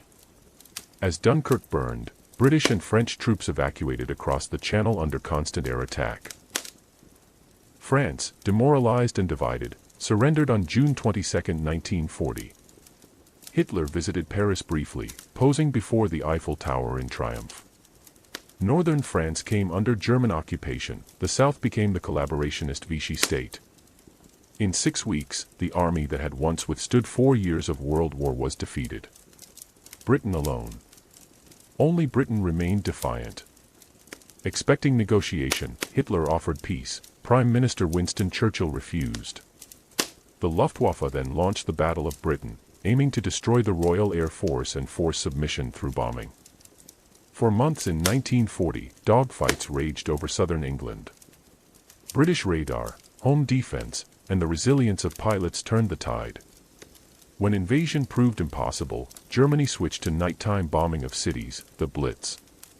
Tens of thousands of civilians died, yet morale held. For the first time, Hitler had been stopped. Expansion to the south and east. Frustrated in the west, Hitler looked toward the Balkans and North Africa. Italy, his ally under Mussolini, had entered the war in June 1940 but soon stumbled in Greece and Egypt. To rescue the Italians and secure his southern flank, Hitler dispatched forces into Yugoslavia and Greece in spring 1941. Both campaigns succeeded within weeks. At the same time, General Erwin Rommel led the Afrika Korps into Libya, pushing British forces back toward Egypt. Europe from the Atlantic to the Aegean now lay under Axis control or influence. Only Britain, protected by sea and air, continued the fight. To Hitler, the next step seemed obvious: the destruction of the Soviet Union, which he regarded as both ideological enemy and source of the living space promised to Germans. The illusion of invincibility. These early victories created a sense of destiny. Within 2 years Germany had overturned the entire European balance of power. Newspapers, newsreels, and radio portrayed Hitler as a military genius chosen by Providence. Crowds filled city squares to hear announcements of new conquests. Unemployment had vanished, the army appeared unstoppable. Yet beneath the triumph lay overconfidence and brutality. Occupied countries were plundered to feed Germany's war economy. Resistance movements were crushed through mass shootings and hostage executions. In Poland and the East, racial ideology guided policy more than strategy. Millions of civilians were already victims of forced labor, deportation, or starvation. The gathering storm in the East. Through the winter of 1940–41, preparations began for Operation Barbarossa, the invasion of the Soviet Union. Hitler believed that one decisive campaign could annihilate Bolshevism and provide land for German settlers. Generals warned of overreach, he dismissed them. The Wehrmacht was reorganized into 3 massive army groups: north toward Leningrad, center toward Moscow, south toward Ukraine, totaling more than 3 million men, the largest invasion force in history. On June 22, 1941, the attack began. The triumphs of the previous 2 years had convinced Hitler and much of Germany that victory everywhere was inevitable. What none yet grasped was that this new campaign would transform a European war into a global catastrophe and expose the limits of Blitzkrieg itself. Summary. Between 1939 and 1941, Nazi Germany conquered most of Europe through unprecedented speed and coordination. Blitzkrieg tactics, propaganda, and the paralysis of opponents created an illusion of invincibility. Yet each victory deepened the regime's radicalism and set the stage for a far greater, more destructive conflict to the east. Part 11. Inside the Reich. The home front awakens. When Germany invaded Poland in September 1939, the streets of Berlin and Munich filled with cheering crowds. Many Germans believed the new war would be short, another quick victory like the annexations of Austria and Czechoslovakia. The regime encouraged that optimism. Radio broadcasts promised triumph, newspapers repeated slogans about justice and national renewal. The painful memory of 1918, starvation, defeat, revolution, seemed far away. At first, daily life changed little. Food was rationed but supplies were adequate, consumer goods remained available. Wages were steady, unemployment nearly vanished, and military victories through 1940 reinforced faith in the government. Propaganda Minister Joseph Goebbels told citizens they were witnessing the greatest epoch in German history. The controlled society. Behind the optimism stood total control. Every source of information, the press, radio, cinema, even public notice boards, was regulated by Goebbels' ministry. News of defeats or atrocities was forbidden. Foreign broadcasts were punishable by imprisonment. Listening to the BBC could bring a death sentence. Posters and films reinforced unity: smiling soldiers, diligent workers, women caring for children under the banner of the swastika. The purpose was not only persuasion but conformity. To question the regime was to isolate oneself from neighbors, colleagues, and even family. Surveillance by the Gestapo and the network of local party officials ensured that private complaints could reach authorities. Most citizens learned to keep their thoughts to themselves, outwardly conforming while navigating the unspoken boundaries of safety. War economy and labor. The early victories brought plunder from occupied territories, raw materials, machinery, and food that kept German consumers comfortable for a time. But as the war expanded, shortages grew. The regime organized the economy for total mobilization. Albert Speer and other planners coordinated production through state agencies and private industry, converting civilian factories into armament centers. By 1941, millions of foreign laborers, first volunteers, later forced workers and prisoners, were brought from conquered lands to sustain output. Many were housed in barracks under harsh conditions. Their presence was visible in towns and on farms, yet contact with them was restricted. Germans were told to see these laborers as inferiors serving the fatherland. Women, who had been idealized as homemakers, were gradually drawn into war work despite earlier promises. They staffed offices, drove trams, and filled munitions plants. Posters praised them as helpers of victory. Yet official ideology still insisted that their ultimate duty was motherhood and loyalty to the Führer. Rationing and daily hardship. As imports collapsed and bombing increased, rationing tightened. Each citizen carried a booklet allocating grams of meat, butter, sugar, and clothing coupons. Substitute goods, ersatz coffee, synthetic fabrics, became common. City dwellers queued for hours for vegetables or coal.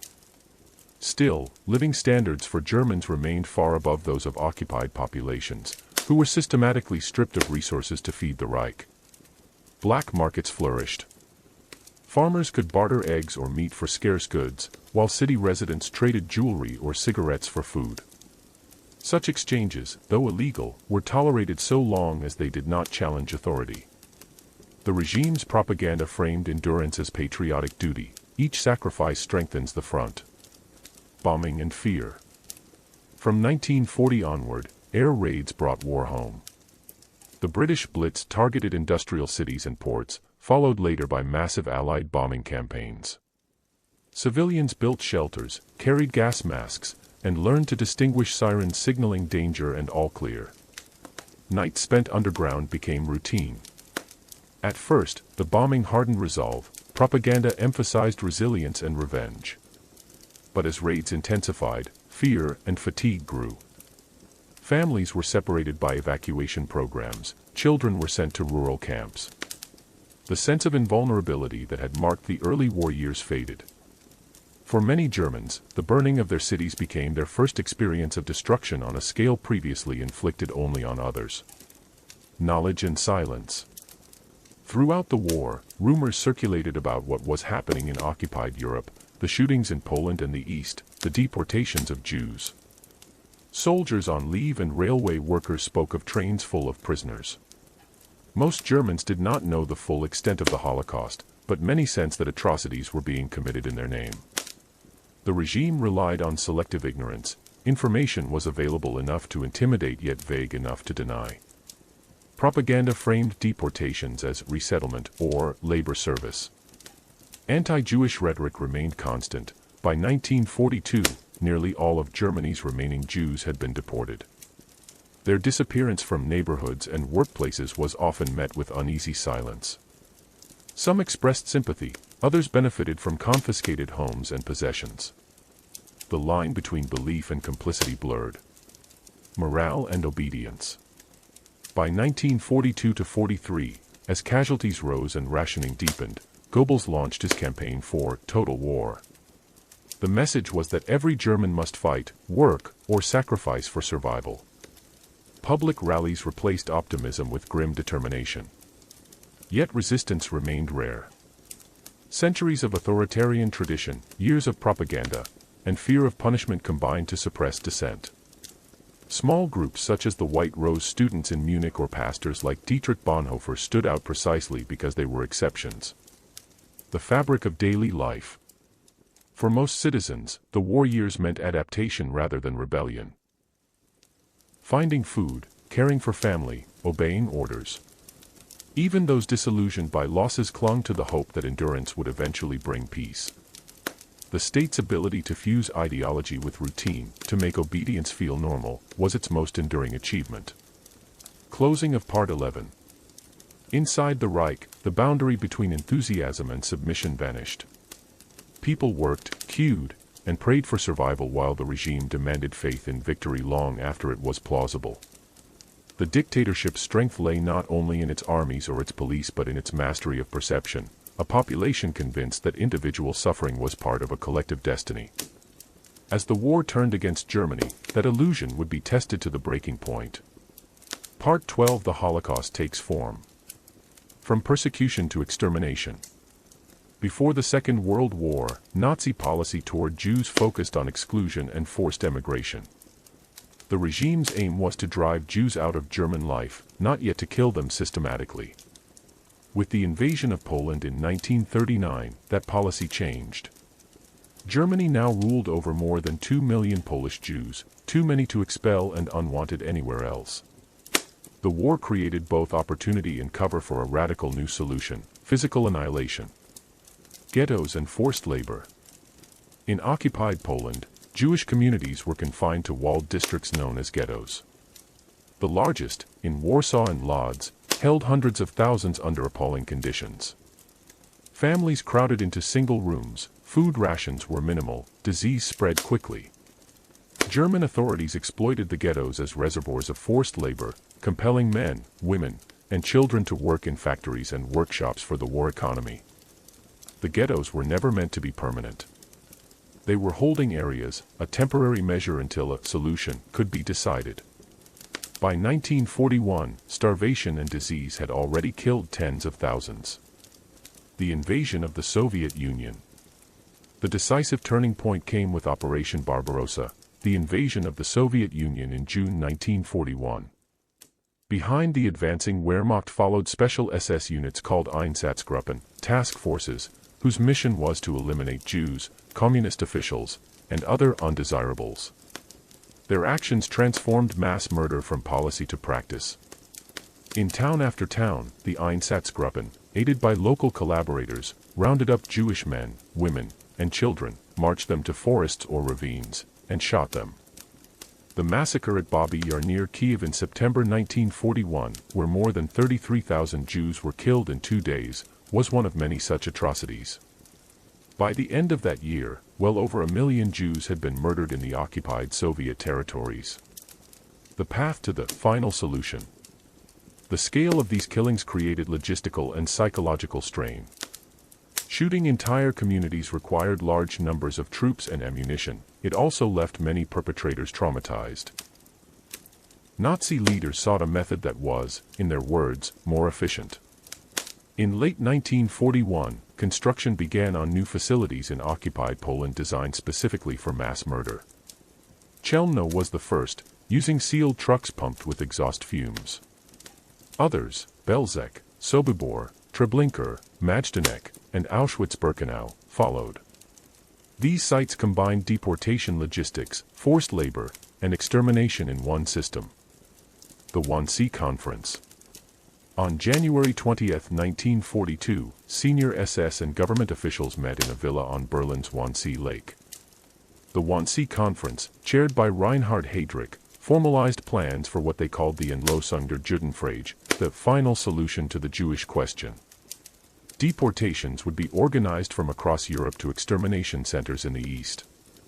The process was bureaucratic: train timetables, quotas, coordination between ministries.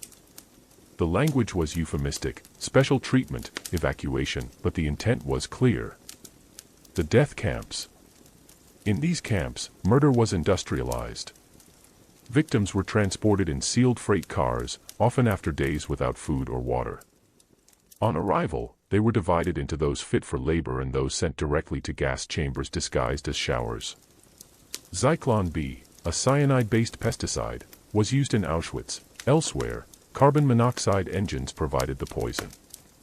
Corpses were burned in crematoria or open pits. Between 1942 and 1944, trains arrived daily from across occupied Europe. Jews from France, the Netherlands, Hungary, Greece, Italy, and the Balkans were deported. Few returned. By war's end, 6 million Jews, two-thirds of Europe's Jewish population, had been murdered. Other victims. The Holocaust unfolded alongside other Nazi campaigns of mass persecution. Roma and Sinti people were targeted for extermination. Soviet prisoners of war died by the millions in starvation camps. People with disabilities were killed under the T4 euthanasia program. Political prisoners, clergy, and homosexuals were imprisoned or executed. The goal was the same, to reshape Europe according to Nazi racial ideology. Knowledge and response. German civilians were not told the full details, but signs of the killings were visible. Letters from soldiers, rumors, and the disappearance of neighbors told much of the story. Outside Germany, Allied governments received reports from 1942 onward, but disbelief and wartime priorities delayed reaction. Public statements condemned crimes against humanity, yet military victory remained the only means of stopping them. Closing of Part 12. By 1942, the Nazi state had reached its most radical form, a system that combined modern bureaucracy, industrial capacity, and ideological fanaticism to destroy entire populations.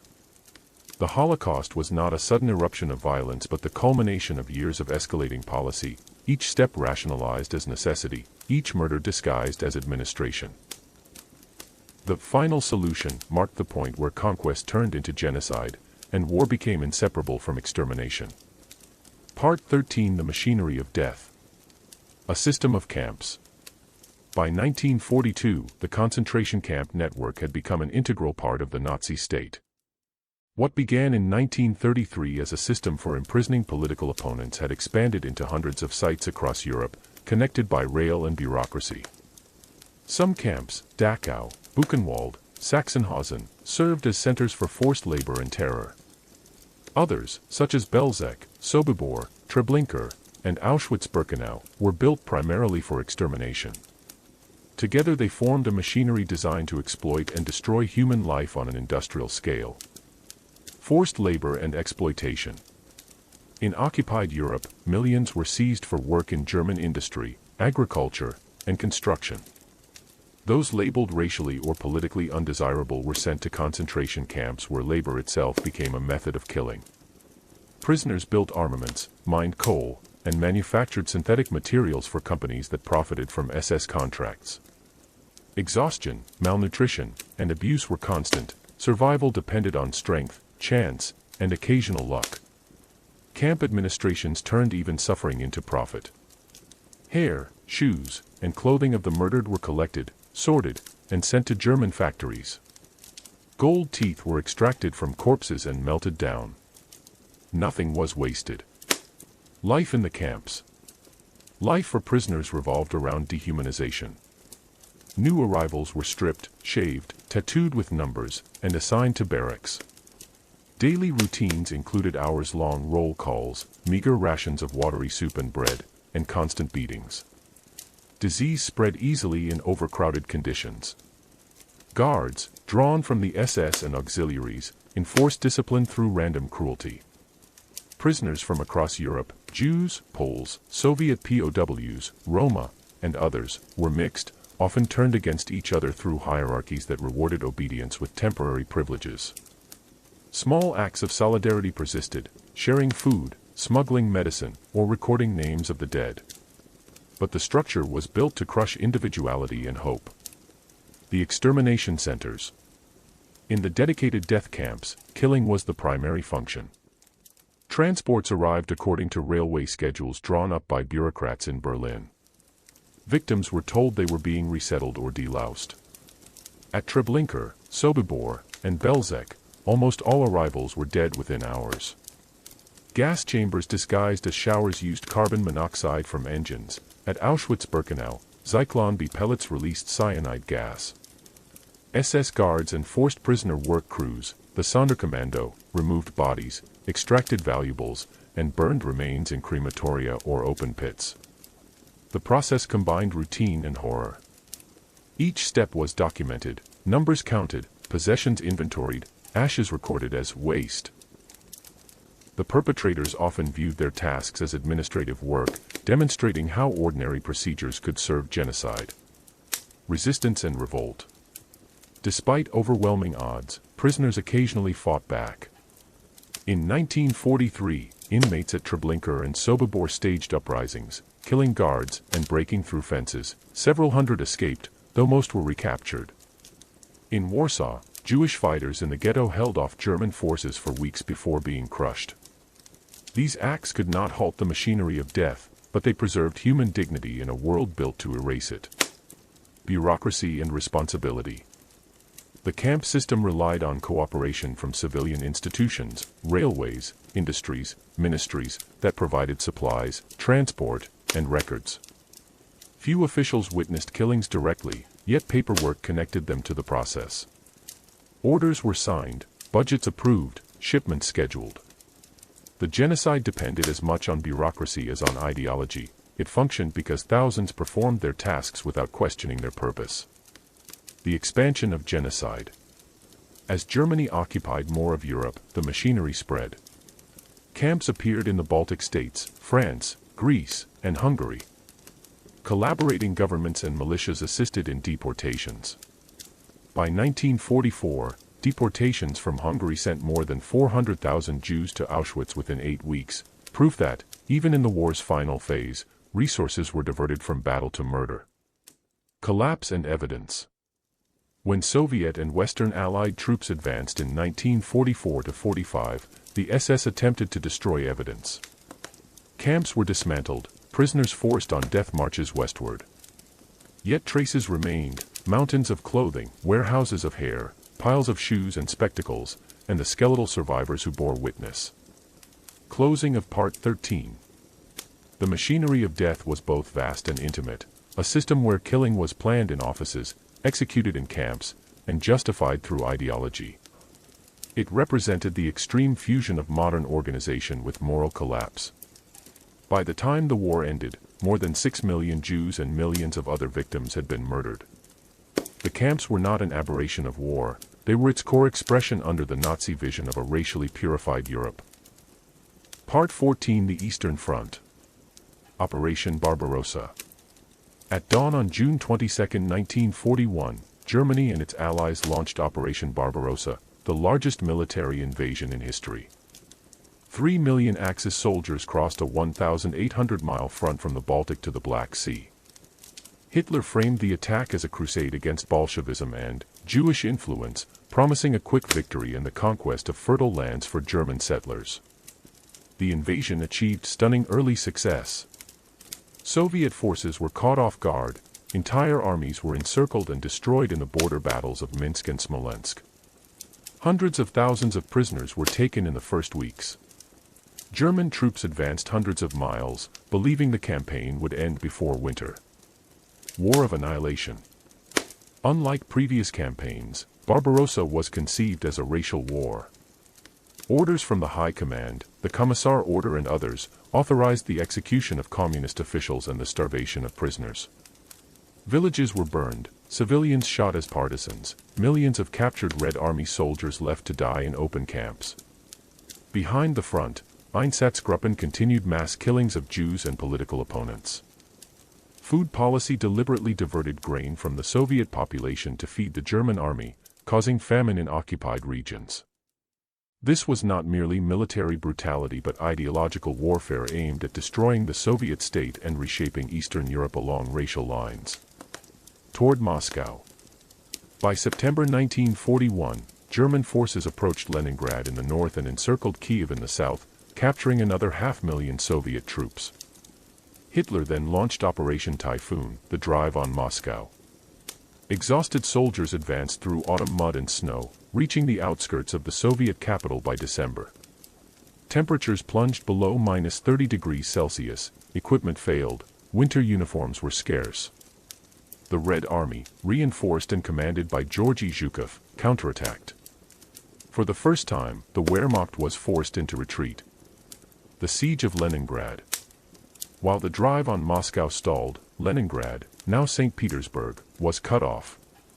The siege lasted from September 1941 to January 1944, 872 days of starvation and bombardment.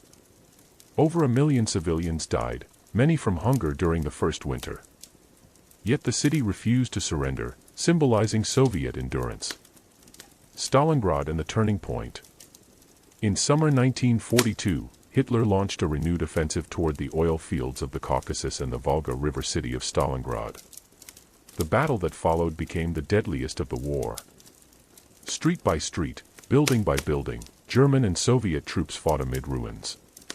By November, the Red Army encircled the German Sixth Army inside the city.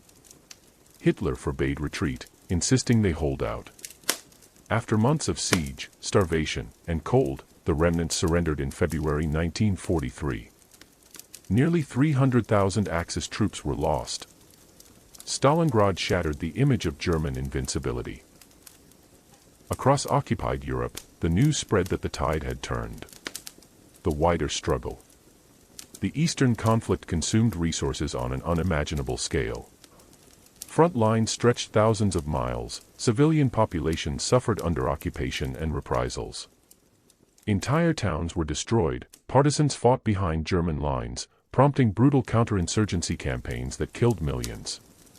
The Soviet Union bore the heaviest burden of the war. By 1945, roughly 27 million of its citizens would be dead.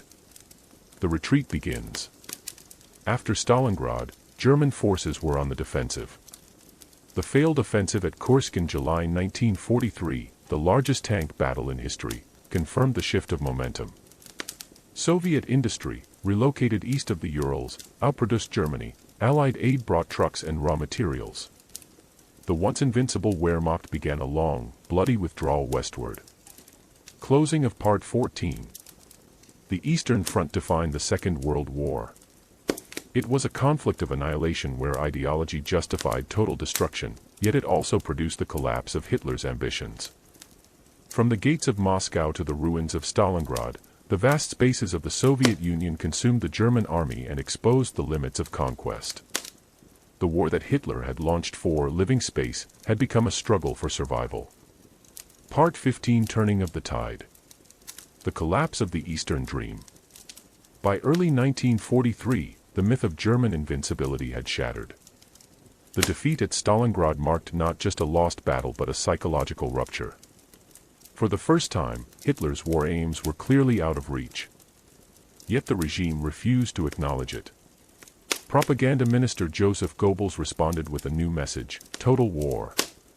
In February 1943, speaking to a packed Berlin sports palace, he demanded that every German devote everything, labor, property, even life, to final victory. The audience roared its approval, but enthusiasm masked exhaustion. The war in the air. While the Wehrmacht struggled in the east, the Allied bombing campaign intensified. British and American bombers struck German cities night and day, targeting factories, railways, and civilian centers. Hamburg was devastated in July 1943 when incendiaries created a firestorm that killed more than 30,000 people. Other cities, Cologne, Dresden, Berlin, would follow. The bombing failed to break production immediately but sowed chaos and terror. Civilians spent nights in shelters, whole neighborhoods disappeared. Goebbels urged perseverance, portraying the air raids as trials that would purify the nation. Yet faith in the Führer's promises began to erode as destruction spread. North Africa and Italy. Far from Germany's borders, Axis fortunes also declined. In North Africa, British and American forces under Generals Montgomery and Eisenhower defeated Rommel's Afrika Korps at El Alamein in Tunisia in 1942–43. The Mediterranean, once an Axis stronghold, was now under Allied control. In July 1943, Allied troops landed in Sicily, forcing Italy's fascist leader Benito Mussolini from power. By September, Italy signed an armistice. German forces rushed in to occupy the country, rescuing Mussolini and installing a puppet regime in the north. The campaign in Italy bogged down into mountainous warfare, but it diverted German troops from other fronts and brought the Allies to Europe's doorstep. Resistance and occupied Europe. As German power faltered, resistance movements grew across the continent. In France, Yugoslavia, Greece, Poland, and the Netherlands, underground networks sabotaged railways, relayed intelligence, and sheltered fugitives. Partisans fought in forests and mountains, tying down thousands of German soldiers. Retaliation was brutal. Entire villages were destroyed in reprisal massacres. These movements demonstrated that Nazi control, once total, was eroding. Collaboration still existed, but fear no longer guaranteed obedience. The illusion of permanence had cracked. The Eastern Counteroffensive. On the Eastern Front, the Red Army pressed forward relentlessly. After the victory at Kursk in July 1943, Soviet offensives pushed the Germans out of Ukraine and back toward Poland. Cities once proclaimed part of the Thousand-Year Reich fell one after another. German losses mounted beyond replacement. The Wehrmacht, stretched thin, relied increasingly on teenage conscripts, foreign auxiliaries, and last reserves of fuel. Hitler, refusing to allow tactical withdrawals, replaced generals who questioned him and personally directed operations from distant bunkers. His interference worsened the defeats. By late 1943, German forces were fighting a defensive war on every front. Life inside the failing Reich. For civilians, 1943-44 brought hunger and fatigue. Rations dwindled, winter heating failed, letters from the front stopped arriving. Allied bombing and news of endless retreat darkened morale. Yet open dissent remained rare. The Gestapo's grip and fear of punishment ensured outward conformity, while propaganda promised miraculous new weapons, the V-1 flying bomb, the V-2 rocket, that would turn the tide. In July 1944, German officers attempted to assassinate Hitler with a bomb at his headquarters in East Prussia. The plot failed. Hitler survived with minor injuries. Thousands were arrested, and many executed. The purge removed some of the last independent voices within the military, leaving the regime even more fanatical as defeat loomed. The D-Day landings. On June 6, 1944, Allied forces launched Operation Overlord, landing on the beaches of Normandy in German-occupied France. Within days, hundreds of thousands of soldiers and tons of equipment poured ashore. Despite fierce resistance, the Allies broke through German defenses by late July and began the liberation of France. Paris was freed in August. Simultaneously, Soviet armies advanced from the east in Operation Bagration, destroying German Army Group Center in Belarus. The two great offensives, west and east, signaled the approaching collapse of Hitler's empire. The end of the Axis. By autumn 1944, Germany's allies were falling away. Romania and Bulgaria changed sides, Hungary wavered. The Reich now stood alone, besieged from all directions. Cities lay in ruins, refugees clogged roads, millions of soldiers were dead or captured. Still, Hitler refused surrender. He spoke of total victory or total destruction, equating the fate of Germany with his own survival. The regime tightened control through propaganda and terror, executing deserters and dissenters. The war's final months would bring not salvation but catastrophe. Closing of Part 15. The turning of the tide revealed the full nature of Hitler's rule, absolute power bound to absolute denial.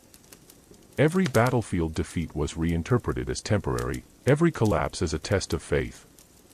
By 1944, the Reich that had once conquered Europe was crumbling under its own delusions. The war would continue for another year, consuming millions more lives before Germany's final surrender. Part 16. Total War. The call for total mobilization. After the defeat at Stalingrad in 1943, Joseph Goebbels proclaimed total war, insisting that every German must give everything for victory. By 1944, that slogan was no longer propaganda but desperation. Men too old or too young for combat were drafted into the Volkssturm, the people's militia. Women were pressed into factory work despite earlier ideological prohibitions. Schools closed as teachers and students alike were sent to dig trenches or gather scrap metal. Albert Speer, as Minister of Armaments, rationalized production, concentrating resources on weapons deemed essential: tanks, aircraft, submarines, and rockets. Under his management, armament output actually increased in 1944 despite relentless bombing. Yet the human cost was immense. Millions of foreign laborers, prisoners of war, and camp inmates were forced to work under starvation conditions. Germany's industrial might had become indistinguishable from its system of coercion. Life under bombs. By 1944, the war had come home. Allied bombers attacked by day and night, devastating cities and cutting transport lines. Hamburg, Cologne, Dresden, and countless others were reduced to rubble. Civilians lived in cellars or underground shelters, emerging each morning to find streets obliterated. Thousands of children were evacuated to rural areas, many never saw their parents again. The destruction was indiscriminate: homes, hospitals, and churches burned alongside factories. The official press called the attacks proof of enemy barbarism, urging revenge, but privately many Germans saw them as retribution for their own government's wars. Despite the chaos, most continued to work and obey, clinging to routine as a form of survival. Collapse on all fronts. On the battlefield, the situation was hopeless. In the east, the Red Army's summer offensive of 1944, Operation Bagration, annihilated German Army Group Center, liberating Belarus and pushing into Poland.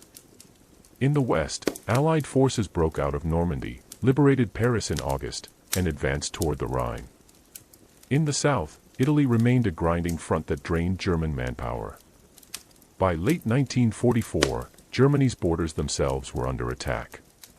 The regime's last major gamble, the Battle of the Bulge in December 1944, briefly halted the Allies in Belgium but failed to change the outcome. The offensive consumed the last reserves of men, fuel, and armor. The Volkssturm and the end of hope. Hitler refused any negotiation. He demanded resistance to the last man, declaring that surrender was treason. The Volkssturm, boys as young as 16 and men in their 60s, were handed old rifles and sent to defend cities. Propaganda depicted them as heroes of a new national uprising, but most were slaughtered or captured. Inside Germany, order deteriorated. Refugees streamed westward from the approaching Soviet armies, millions of civilians fleeing cold, hunger, and vengeance. Trains and roads were jammed with carts piled high with possessions. Discipline within the military collapsed, desertions multiplied. The Gestapo responded with executions, hanging alleged traitors from lampposts with signs reading, "I deserted." Hitler's final orders. By early 1945, Hitler's headquarters had moved into an underground bunker in Berlin. Cut off from reality, he issued orders to destroy bridges, factories, and infrastructure so that nothing useful would fall to the enemy. Albert Speer secretly disobeyed, realizing that such destruction would doom what remained of civilian life. When Allied forces crossed the Rhine in March 1945 and the Red Army surrounded Berlin in April, Hitler still refused surrender. He placed his faith in non-existent, miracle weapons, and the belief that his enemies would turn against one another. His inner circle shrank to a handful of loyalists. Goebbels continued to promise victory even as artillery shells shook the city above. Civilian experience in the final months. The last winter of the war was one of chaos and suffering. Food supplies collapsed, water and electricity failed in many cities. People bartered valuables for bread or potatoes. Medical care vanished as hospitals overflowed with the wounded from bombing and the front. In the east, civilians faced atrocities from all sides. Soviet troops, enraged by years of German occupation, exacted brutal revenge as they advanced. Mass rapes and executions accompanied liberation. For Germans who had long ignored their own government's crimes, the violence now returned to their doorsteps. The death of the Reich. On April 30, 1945, as Soviet troops fought through the streets of Berlin, Hitler committed suicide in his bunker. Goebbels followed the next day. Within a week, German forces in Italy and Western Europe surrendered. On May 8, 1945, Germany capitulated unconditionally. The Thousand-Year Reich had lasted 12. The cost was almost beyond comprehension: more than 60 million people dead worldwide, 6 million Jews murdered in the Holocaust, and much of Europe reduced to ruin. Germany itself lay in ashes, its cities destroyed, its people homeless, its government dissolved. Closing of Part 16. Total war had consumed the very nation it claimed to save. In its final months, Nazi Germany became a state of ruin sustained by fear and delusion. The machinery of propaganda and terror kept functioning long after reason had failed, until there was nothing left to command.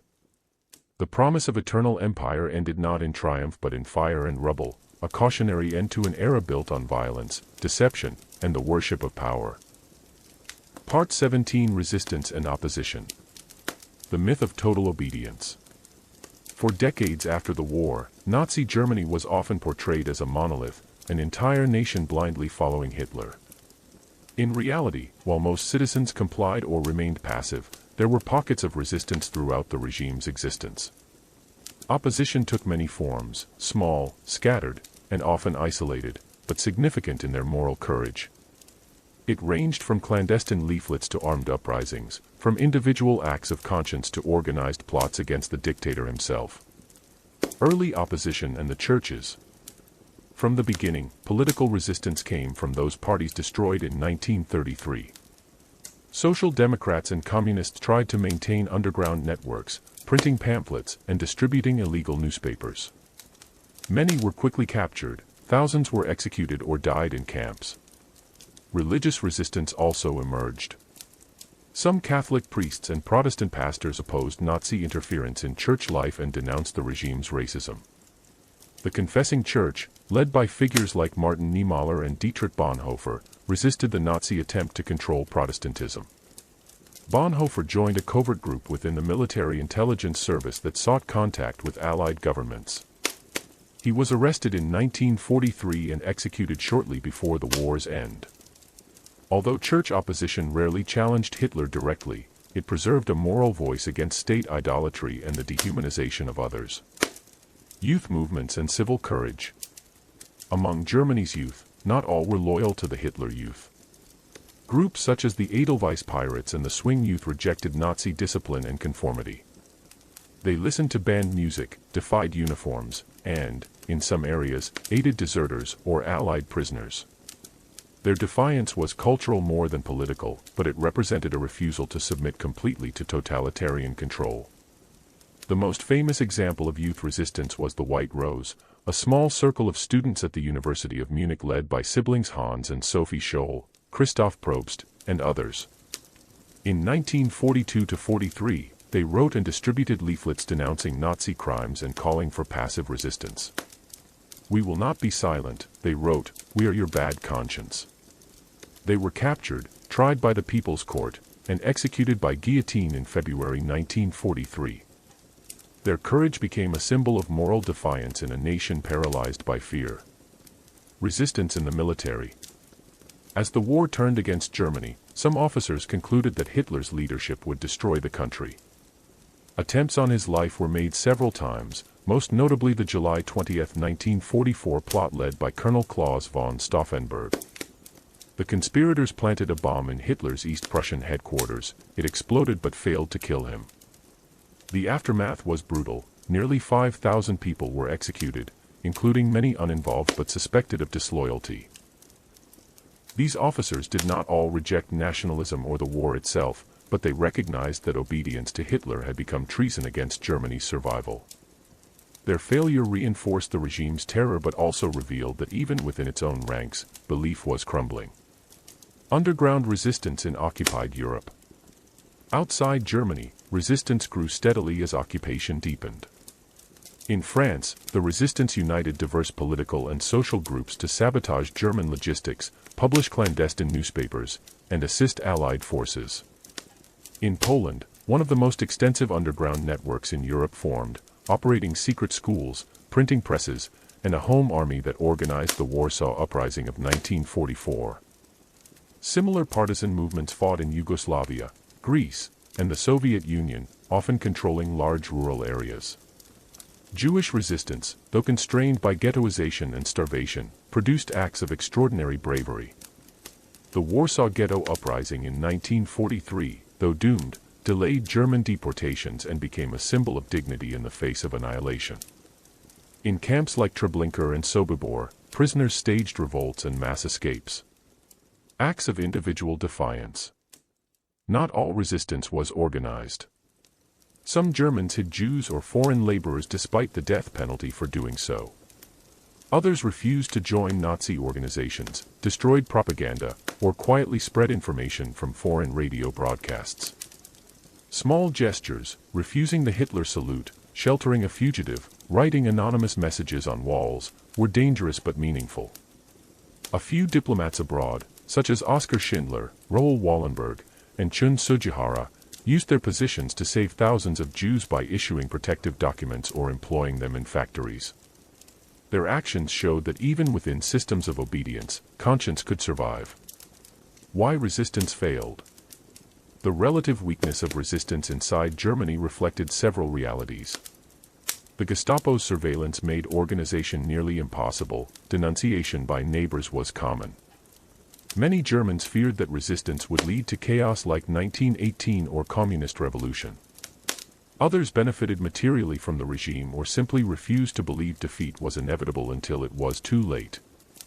Nonetheless, the moral significance of resistance lay not in its success but in its existence. Each act of defiance proved that choice was possible, even under dictatorship.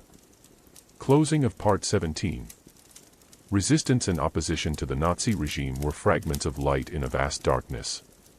They did not overthrow Hitler, but they preserved the idea that humanity could endure even in the face of terror. After the war, these resistors, students, soldiers, priests, and ordinary citizens, stood as reminders that moral courage can exist without hope of victory. Their stories became part of the memory that post-war Germany would struggle to rebuild upon, a testament to conscience amid catastrophe. Part 18: The Fall of Fortress Europe. The beginning of the end. By mid-1944, Germany still controlled most of continental Europe, but its strength was hollow. Allied bombers ruled the skies, fuel reserves were running out, and the Red Army pressed inexorably westward. Hitler called the continent his Festung Europa, Fortress Europe, and vowed that it would never fall. In reality, the walls were crumbling on every side. The Western Front opens. The Allied landings in Normandy on June 6, 1944, D-Day, created the long-awaited Second Front. Within weeks, 1.5 million British, American, and Canadian troops were ashore. German counterattacks failed. The Luftwaffe could no longer challenge Allied air supremacy. After breaking out of Normandy in late July, the Allies advanced rapidly across France. Paris was liberated on August 25, greeted by jubilant crowds and weary resistance fighters emerging from hiding. The retreating German army left behind devastated towns and destroyed bridges in an attempt to slow pursuit. Yet within 3 months, Allied forces reached the borders of the Reich. In the north, Belgium and much of the Netherlands were freed. In the south, American forces crossed from Italy into southern France. The Eastern Front collapses. At the same time, the Soviet Union launched Operation Bagration, a massive summer offensive that obliterated Germany's Army Group Center. Entire divisions vanished. Over 500,000 German soldiers were killed or captured. By the end of 1944, the Red Army had reached the Vistula River in Poland and the borders of East Prussia. Cities that had once symbolized German domination, Minsk, Vilnius, Riga, fell one after another. The Soviet advance liberated remnants of ghettos and concentration camps, revealing scenes of mass murder that stunned even battle-hardened soldiers. Each discovery underscored the ideological nature of the war. This was not only conquest but exposure of genocide. The Balkans and the South. In the Balkans, partisan forces under Josip Broz Tito in Yugoslavia, aided by the Red Army, drove out the Germans. Romania and Bulgaria switched sides. Hungary became the last Axis ally still fighting but was soon overrun. In Italy, Allied troops captured Rome in June 1944 and advanced north through a series of bloody mountain battles. The once vast Axis alliance had shrunk to Germany alone. Hitler's empire, stretching from Norway to Greece, was now a patchwork of collapsing garrisons and retreating armies. The Battle of the Bulge. Desperate to reverse the tide, Hitler launched one final offensive in the west.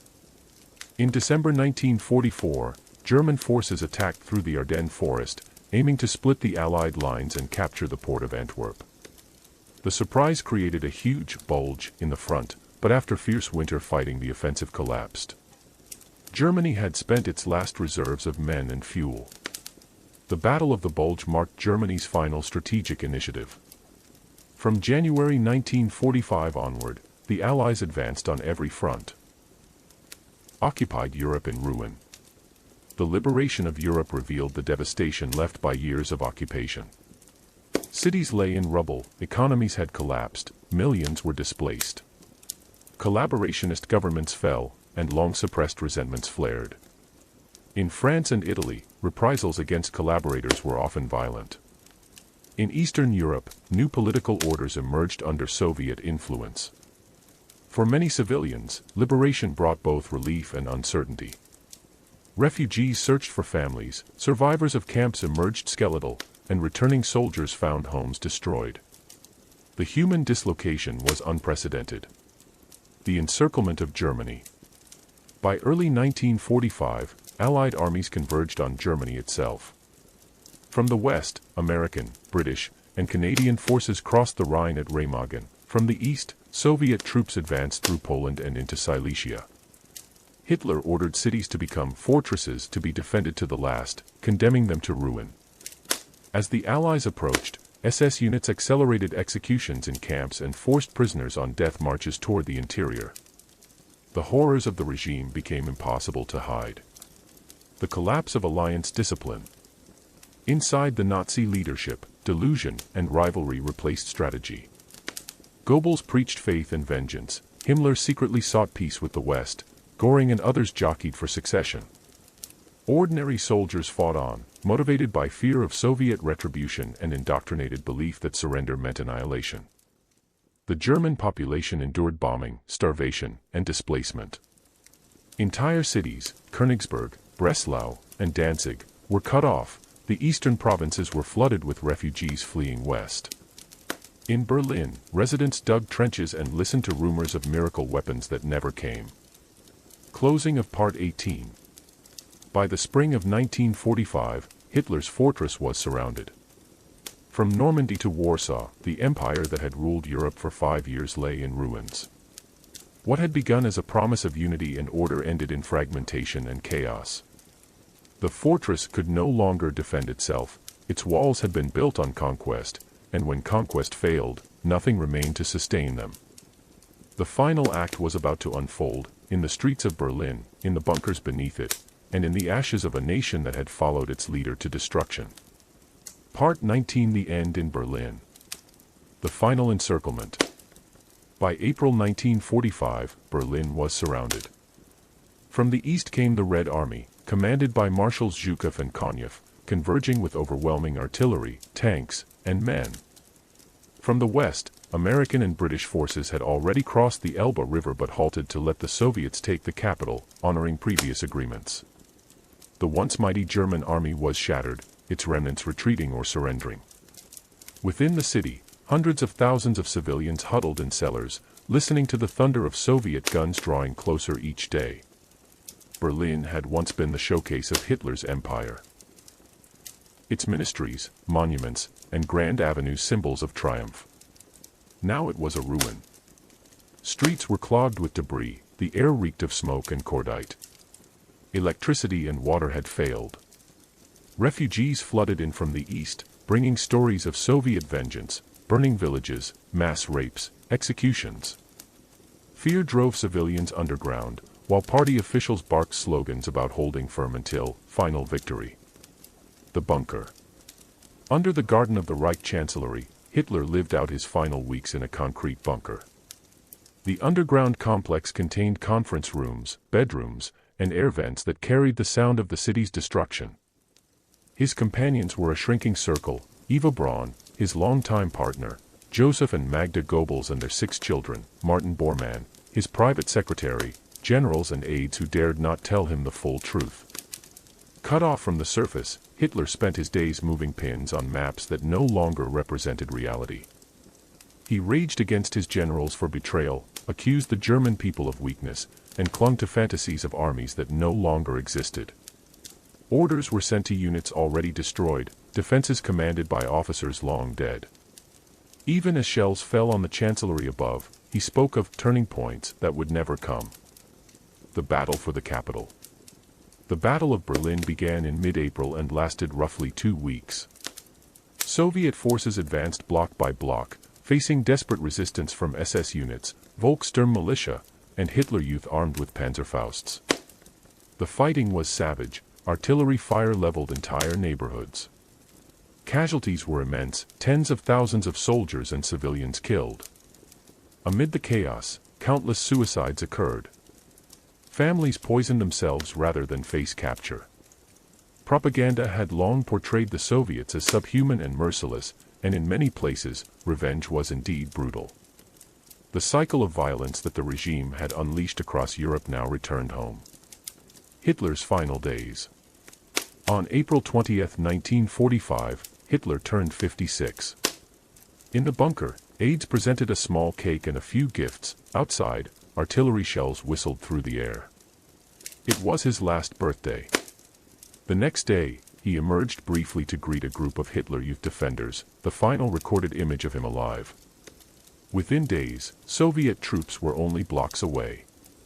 On April 22, in a rare moment of clarity, Hitler admitted the war was lost. He refused to flee, declaring he would die in Berlin. On April 29, he married Eva Braun in a brief ceremony in the bunker. That night, he dictated his political testament, blaming the Jews for the war and naming successors who would never rule. The next afternoon, April 30, 1945, he and Eva withdrew to their private room. Witnesses heard a gunshot. When aides entered, Hitler was dead by suicide, Eva by poison. Their bodies were carried to the garden above, doused in petrol, and burned. Collapse of the regime. With Hitler dead, what remained of the Nazi government unraveled. Goebbels briefly took power, then poisoned his 6 children and killed himself and his wife. Other officials attempted to escape west to surrender to the Allies. Martin Bormann vanished in the chaos. Heinrich Himmler tried to negotiate separately with the Western powers but was captured and committed suicide. On May 2, 1945, Berlin surrendered. Soviet flags were raised over the Reichstag, the same building Hitler had once used as a symbol of rebirth. The fighting elsewhere ended within days. On May 8, Victory in Europe Day, Germany capitulated unconditionally. Aftermath in the ruins. Berlin was a landscape of desolation. Nearly every building was damaged or destroyed. Hundreds of thousands were dead, millions homeless. Soviet soldiers patrolled streets littered with wreckage and corpses. Civilians emerged from basements, dazed and starving, to search for water, food, and loved ones. The city was divided into 4 zones of occupation: Soviet, American, British, and French, marking the beginning of Germany's partition. For those who survived, the nightmare of war gave way to the uncertainty of peace under foreign rule. The end of a regime. The Nazi state that had sought to dominate Europe ended in total self-destruction. Its leader died in a bunker beneath the ruins of his capital, his ministers scattered or dead, his army surrendered unconditionally. What had begun as a promise of national rebirth ended as an apocalypse. The world outside was left to reckon with the scale of devastation, and with the crimes committed in the name of the Reich. Trials would follow, nations would rebuild, the survivors would tell their stories. But in those final days of April 1945, Berlin was the center of a world collapsing into silence, the echo of a nightmare that had consumed itself. Closing of Part 19. The end in Berlin was both inevitable and tragic, a convergence of arrogance, ideology, and despair. For 12 years, Hitler's regime had demanded absolute faith, and it died by the same creed, refusing surrender until nothing remained. In the smoldering ruins of the capital, the war that had begun with parades and promises ended in smoke and suicide. Part 20: Reckoning and Legacy. A nation in ruins. When the guns finally fell silent in May 1945, Europe was a continent of ruins. Entire cities lay flattened, from Warsaw and Dresden to Rotterdam and Berlin. More than 60 million people were dead, and tens of millions more displaced. In Germany, survivors wandered through the wreckage of the Reich that had promised them glory. Rail lines and factories were twisted metal, food was scarce, Winter came without fuel or shelter. The dream of empire had ended in starvation and rubble. The Allied armies divided Germany into 4 zones of occupation: American, British, French, and Soviet. Each imposed order in its own way. The Soviets dismantled factories for reparations. The Western Allies focused on relief and reconstruction. In both zones, millions of refugees flooded westward, fleeing the Red Army or expulsion from territories now ceded to Poland and Czechoslovakia. The map of Europe was redrawn, but its moral landscape would take far longer to recover. Confronting the crimes. For years, Allied leaders had pledged to punish those responsible for Nazi atrocities. In November 1945, the Nuremberg trials began in the ruined city of Nuremberg, the same place where Hitler had once staged his grand rallies. 24 of the regime's most senior surviving figures were charged with crimes against peace, war crimes, and crimes against humanity. The proceedings were unprecedented. For the first time in history, leaders were held legally accountable for actions committed in the name of the state. The prosecution presented mountains of evidence: films, photographs, camp records, and survivor testimony. The world saw the horrors of the concentration camps, the skeletal prisoners of Buchenwald and Dachau, the gas chambers of Auschwitz. The claim, "I was only following orders," was rejected as a defense. 12 defendants, including Joachim von Ribbentrop, Wilhelm Keitel, and Alfred Rosenberg, were sentenced to death. Others received long prison terms.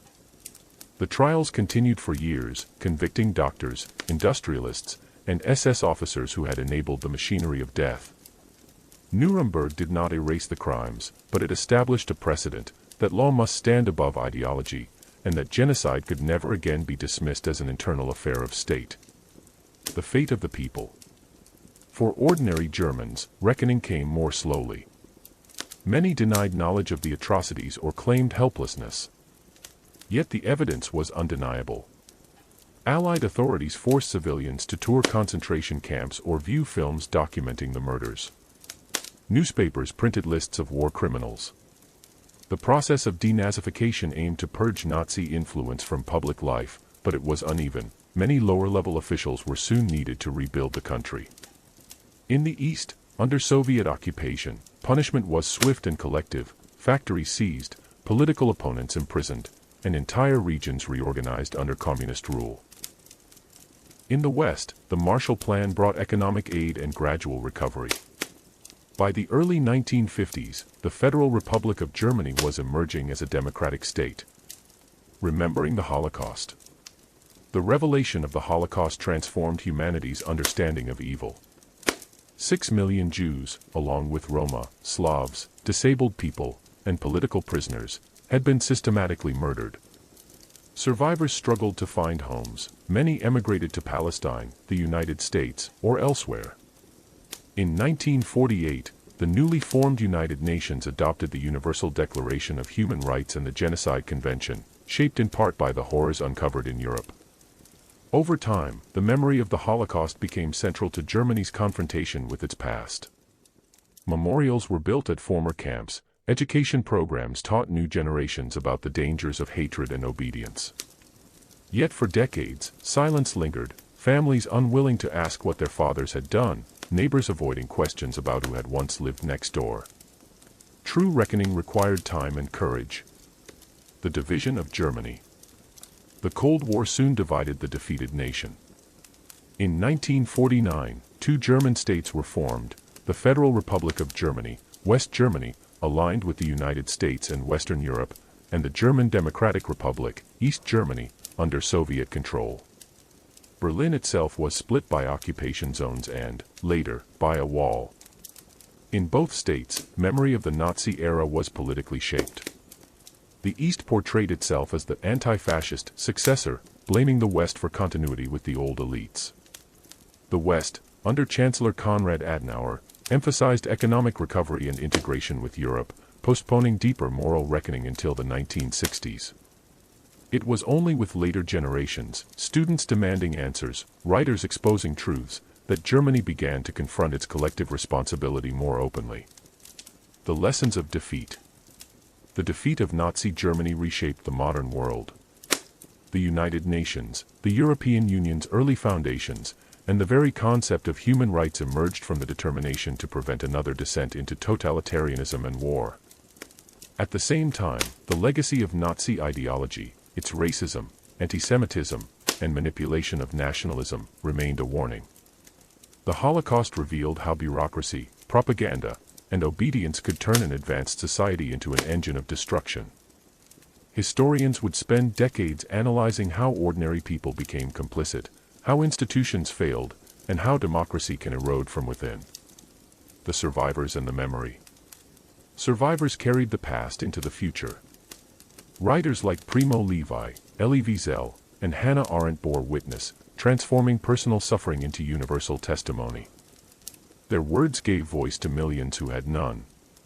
It happened, Levi wrote, therefore it can happen again. That sentence became a warning for all generations. In Germany, memorial culture evolved from silence to self-examination. Today, Stolperstein, small brass stones engraved with victims' names, dot the sidewalks of German cities, placed in front of homes from which people were deported. The reminders are quiet but constant, ensuring that history remains visible in daily life. Closing of Part 20. The rise and fall of Nazi Germany remains one of humanity's darkest and most instructive chapters. It revealed how fear, resentment, and obedience can corrupt a nation, how ideology can justify cruelty, and how recovery demands truth as much as rebuilding. From the ashes of the Reich rose a divided Germany and, later, a unified one committed to democracy and remembrance. Yet the legacy of that time endures beyond borders or generations. The lessons are not confined to history books, they are living cautions about the fragility of civilization. When the lights went out over Berlin in 1945, an age ended. In its ruins, the world confronted both the worst and best of itself, destruction born of hate, and the resilience to rebuild in the name of humanity. As the final echoes of this story fade, we are left standing among the quiet ruins of history, where the monuments have crumbled, the banners are gone, and only memory remains.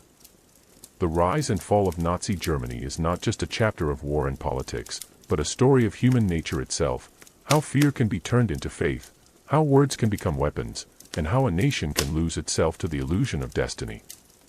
In these 20 parts, we have traveled from the broken streets of post-World War I Germany to the ashes of Berlin in 1945. We've watched the promises of glory dissolve into ruin, and seen how ordinary people, caught between obedience and conscience, became both witnesses and participants in one of history's darkest experiments. Yet even in that darkness, we found fragments of light, the courage of resistors, the compassion of strangers, the quiet endurance of those who refused to forget what it meant to be human. History reminds us that evil does not rise fully formed, it grows in the spaces where truth is silenced, where apathy replaces empathy, and where people believe they are powerless. If there is one lesson to take from this long and painful story, it is that history is not only about what happened, it is about what can happen again. Every generation inherits the responsibility to remember, to question, and to recognize the signs of hatred before they harden into action. As you drift now toward rest, let the lessons of the past settle gently in your thoughts. The names, the cities, the battles, they are gone, but their echoes remain. They remind us that the greatest defense against tyranny is not might, but memory. Background historian out.